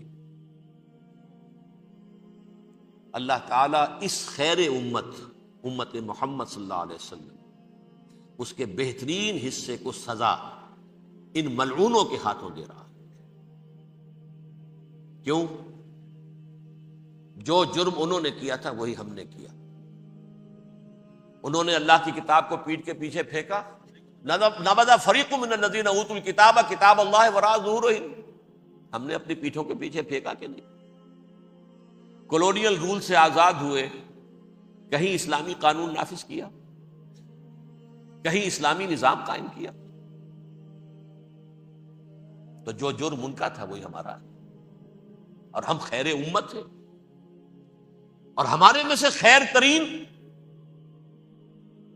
عرب ہیں، ان پر اللہ کا فضل، ان کی مادری زبان میں اللہ کی کتاب موجود ہے، پھر انہوں نے اللہ کے دین کو پیٹھ دکھائی۔ جو ملک آزاد ہوا کولونیل رول سے، یا اس نے قبلہ کر لیا اپنا ماسکو کی طرف، یا کر لیا واشنگٹن کی طرف، کسی نے مکے کو قبلہ بنایا، یہ بدترین سزا ہے۔ ویل للعرب من شر قد اقترب۔ اور ترمذی شریف میں تو یہاں تک روایت ہے، من اقتراب الساعۃ ہلاک العرب، قیامت کے قرب کی ایک نشانی یہ بھی ہوگی کہ عرب ہلاک ہو جائے۔ ایک حدیث میں الفاظ آتے ہیں کہ حضور نے جب کہا یہ ہوگا یہ ہوگا یہ ہوگا، یہ بربادی آئے گی، تو کسی زوجہ محترمہ نام میں بھول رہا ہوں، انہوں نے پوچھا کہ عرب اس دن کہاں ہوں گے؟ فرمایا العرب یومئذ قلیل، بہت کم۔ آخری خاتمہ ہونا ہے یہود کا حضرت مسیح علیہ السلام کے ہاتھوں۔ وہ عذاب جو 2000 برس تک ان سے ٹلا رہا وہ آئے گا، اور ان کے رسول ہی کے ہاتھوں آئے گا۔ لیکن اس سے پہلے مسلمانوں پر یہ عذاب آ رہا، ہولوکاسٹ کے درجے کا عذاب آ رہا۔ البتہ ہم پاکستانی اس میں یوں سمجھ لیجئے کہ وہ تو خبریں موجود ہیں احادیث میں، وہاں تو جو ہونا ہے ہونا ہے۔ اتنے انسان مریں گے، اتنے انسان مریں گے کہ ایک پرندہ جو ہے اڑتا چلا جائے گا، وہ نہیں چاہے گا کہ نیچے اترے تو کسی لاش پر اترے، اسے جگہ نہیں ملے گی زمین خالی کر کہیں اتر سکے، تھک ہار کر گرے گا، مرے گا تو بھی لاش کے اوپر گرے گا۔ یہ الفاظ ہے حضور صلی اللہ علیہ وسلم، الملحمۃ العظمی الملحمۃ الکبریٰ۔ یہ لاسٹ کروسیڈ، ٹرمپٹ اخبار نے، میں اس کا فوٹو اسٹیٹ بھی کبھی آپ کو دکھا دوں، ویسے میرے ساتھ ہے وہ رسالہ ٹرمپٹ، دی لاسٹ کروسیڈ، اس کی تیاری ہو رہی ہے۔ وہ الملحمۃ العظمی اور الملحمۃ الکبریٰ جو ہے وہ آنے والی۔ ابن ماجہ میں کبریٰ کہا ہے، اکبر کا مؤنث کبریٰ، ملحمہ کبریٰ سب سے بڑی جنگ، اور ملحمہ عظمی سب سے عظیم جنگ، یہ ہوگی اور بہت جلد۔ اب آخری بات یہ عرض کر رہا ہوں، کریں کیا؟ کچھ کریں بھی کہ نہیں؟ پہلا کام تو یہ ہے کہ اصل زندگی آخرت کی زندگی ہے۔ دنیا میں تباہی بربادی آ بھی جائے، آخرت بچ جائے، پہلا کام یہ ہے کہ ہر شخص توبہ کرے، لیکن توبہ توبۃ نصوح، توبہ کی تسبیح نہیں، آیہ کریمہ کا ختم نہیں، لاکھ مرتبہ لا الہ الا انت سبحانک انی کنت، اس سے کچھ نہیں۔ توبہ یہ ہے اپنی معاش کے اندر جھانکیے، اپنی معاشرت میں جھانکیے، جہاں جہاں اسلام کے خلاف کچھ نظر آئے پھینک دیجیے، نکال کر کاٹ دیجیے۔ بے پردگی ہے، نکالیے۔ آپ کی کمائی میں کوئی حرام کا عنصر ہے، ختم کیجیے، توبہ کیجیے، ابھی کیجیے، عملی توبہ۔ فرائض کی ادائیگی میں کوتاہی ہو رہی ہے، ابھی شروع کیجیے۔ اللہ کے دین کے غلبے کے لیے جد و جہد، ان صلاتی و نسکی و محیایا و مماتی للہ رب العالمین لا شریک لہ وبذالک امرت وانا اول المسلمین، بڑی ہے۔ اگر میرے اور آپ کے کیے کچھ نہ ہوا، تب بھی کم سے کم میری اور آپ کی آخرت تو بچ جائے گی، عاقبت تو بن جائے گی۔ اخروی عذاب، سب سے بڑا عذاب، دائمی عذاب، اس سے ہم بچ جائیں۔ دوسرا کام ہے اجتماعی توبہ۔ اجتماعی توبہ کیسے ہوگی؟ یہ سلطنت خدا داد پاکستان جو اللہ نے عطا کی تھی، اس میں اسلام کا نظام قائم اور اسلام کی شریعت نافذ، اس کے لیے جد و جہد تن من دھن کے ساتھ لگ جاتا، منظم جماعت بنا کر، اول تو تمام جماعتیں ایک متحدہ محاذ بنائیں اور آ جائیں میدان کے اندر۔ وہ صرف طالبان کی حمایت نہیں، اس ملک میں اللہ کے دین کو قائم کرنے کے لیے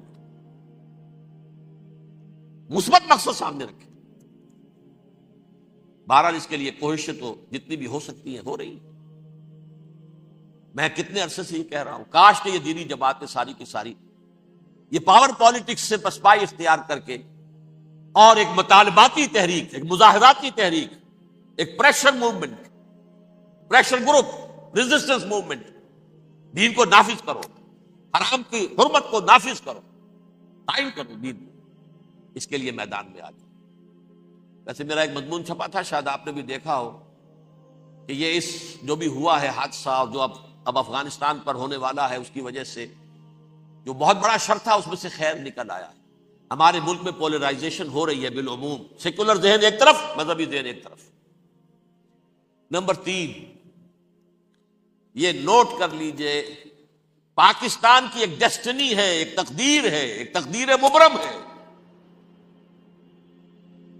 جیسے کبھی علامہ اقبال نے کہا تھا 1930 میں، ہندوستان کے شمال مغرب میں ایک آزاد مسلمان ریاست کا قائم ہونا ڈیسٹنی ہے، تقدیر مبرم ہے، اٹل ہے، ہو کر رہے گا۔ 17 سال پہلے ایک شخص کہہ رہا ہے، گاہ میری نگاہ تیز چیر گئی دل وجود۔ اسی طرح میں کہہ رہا ہوں پاکستان کی ڈیسٹنی ہے، آخری مارکا جو ہونا ہے کفر اور اسلام کے مابین، اس میں پاکستان کو کروشل رول پلے کرنا ہے۔ دنیا کو ہے پھر مارکا دینو، روح و بدن پیش، تہذیب نے پھر اپنے درندوں کو ابھارا۔ میرے اس ہینڈبل میں آپ نے دیکھ لیا ہوگا تہذیب کا لفظ اقبال نے کیسا استعمال کیا ہے۔ آج ساری دہائی تہذیب کی دے رہا ہے، بش بھی، بلیر بھی، our civilization has been threatened. civilization کیا تمہاری تہذیب ہے؟ ہومو سیکسولیٹی تمہاری تہذیب ہے؟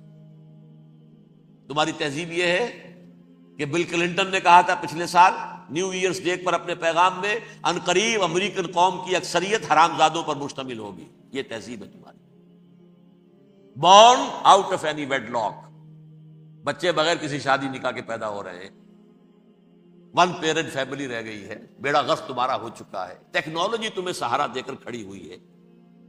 جیسے حضرت سلیمان کی موت واقع ہو گئی تھی، وہ عصا کے بل پر کھڑے تھے۔ تہذیب مر چکی ہے، یہ تہذیب، تمہاری تہذیب اپنے خنجر سے آپ ہی خودکشی کرے گی اور کر چکی ہے۔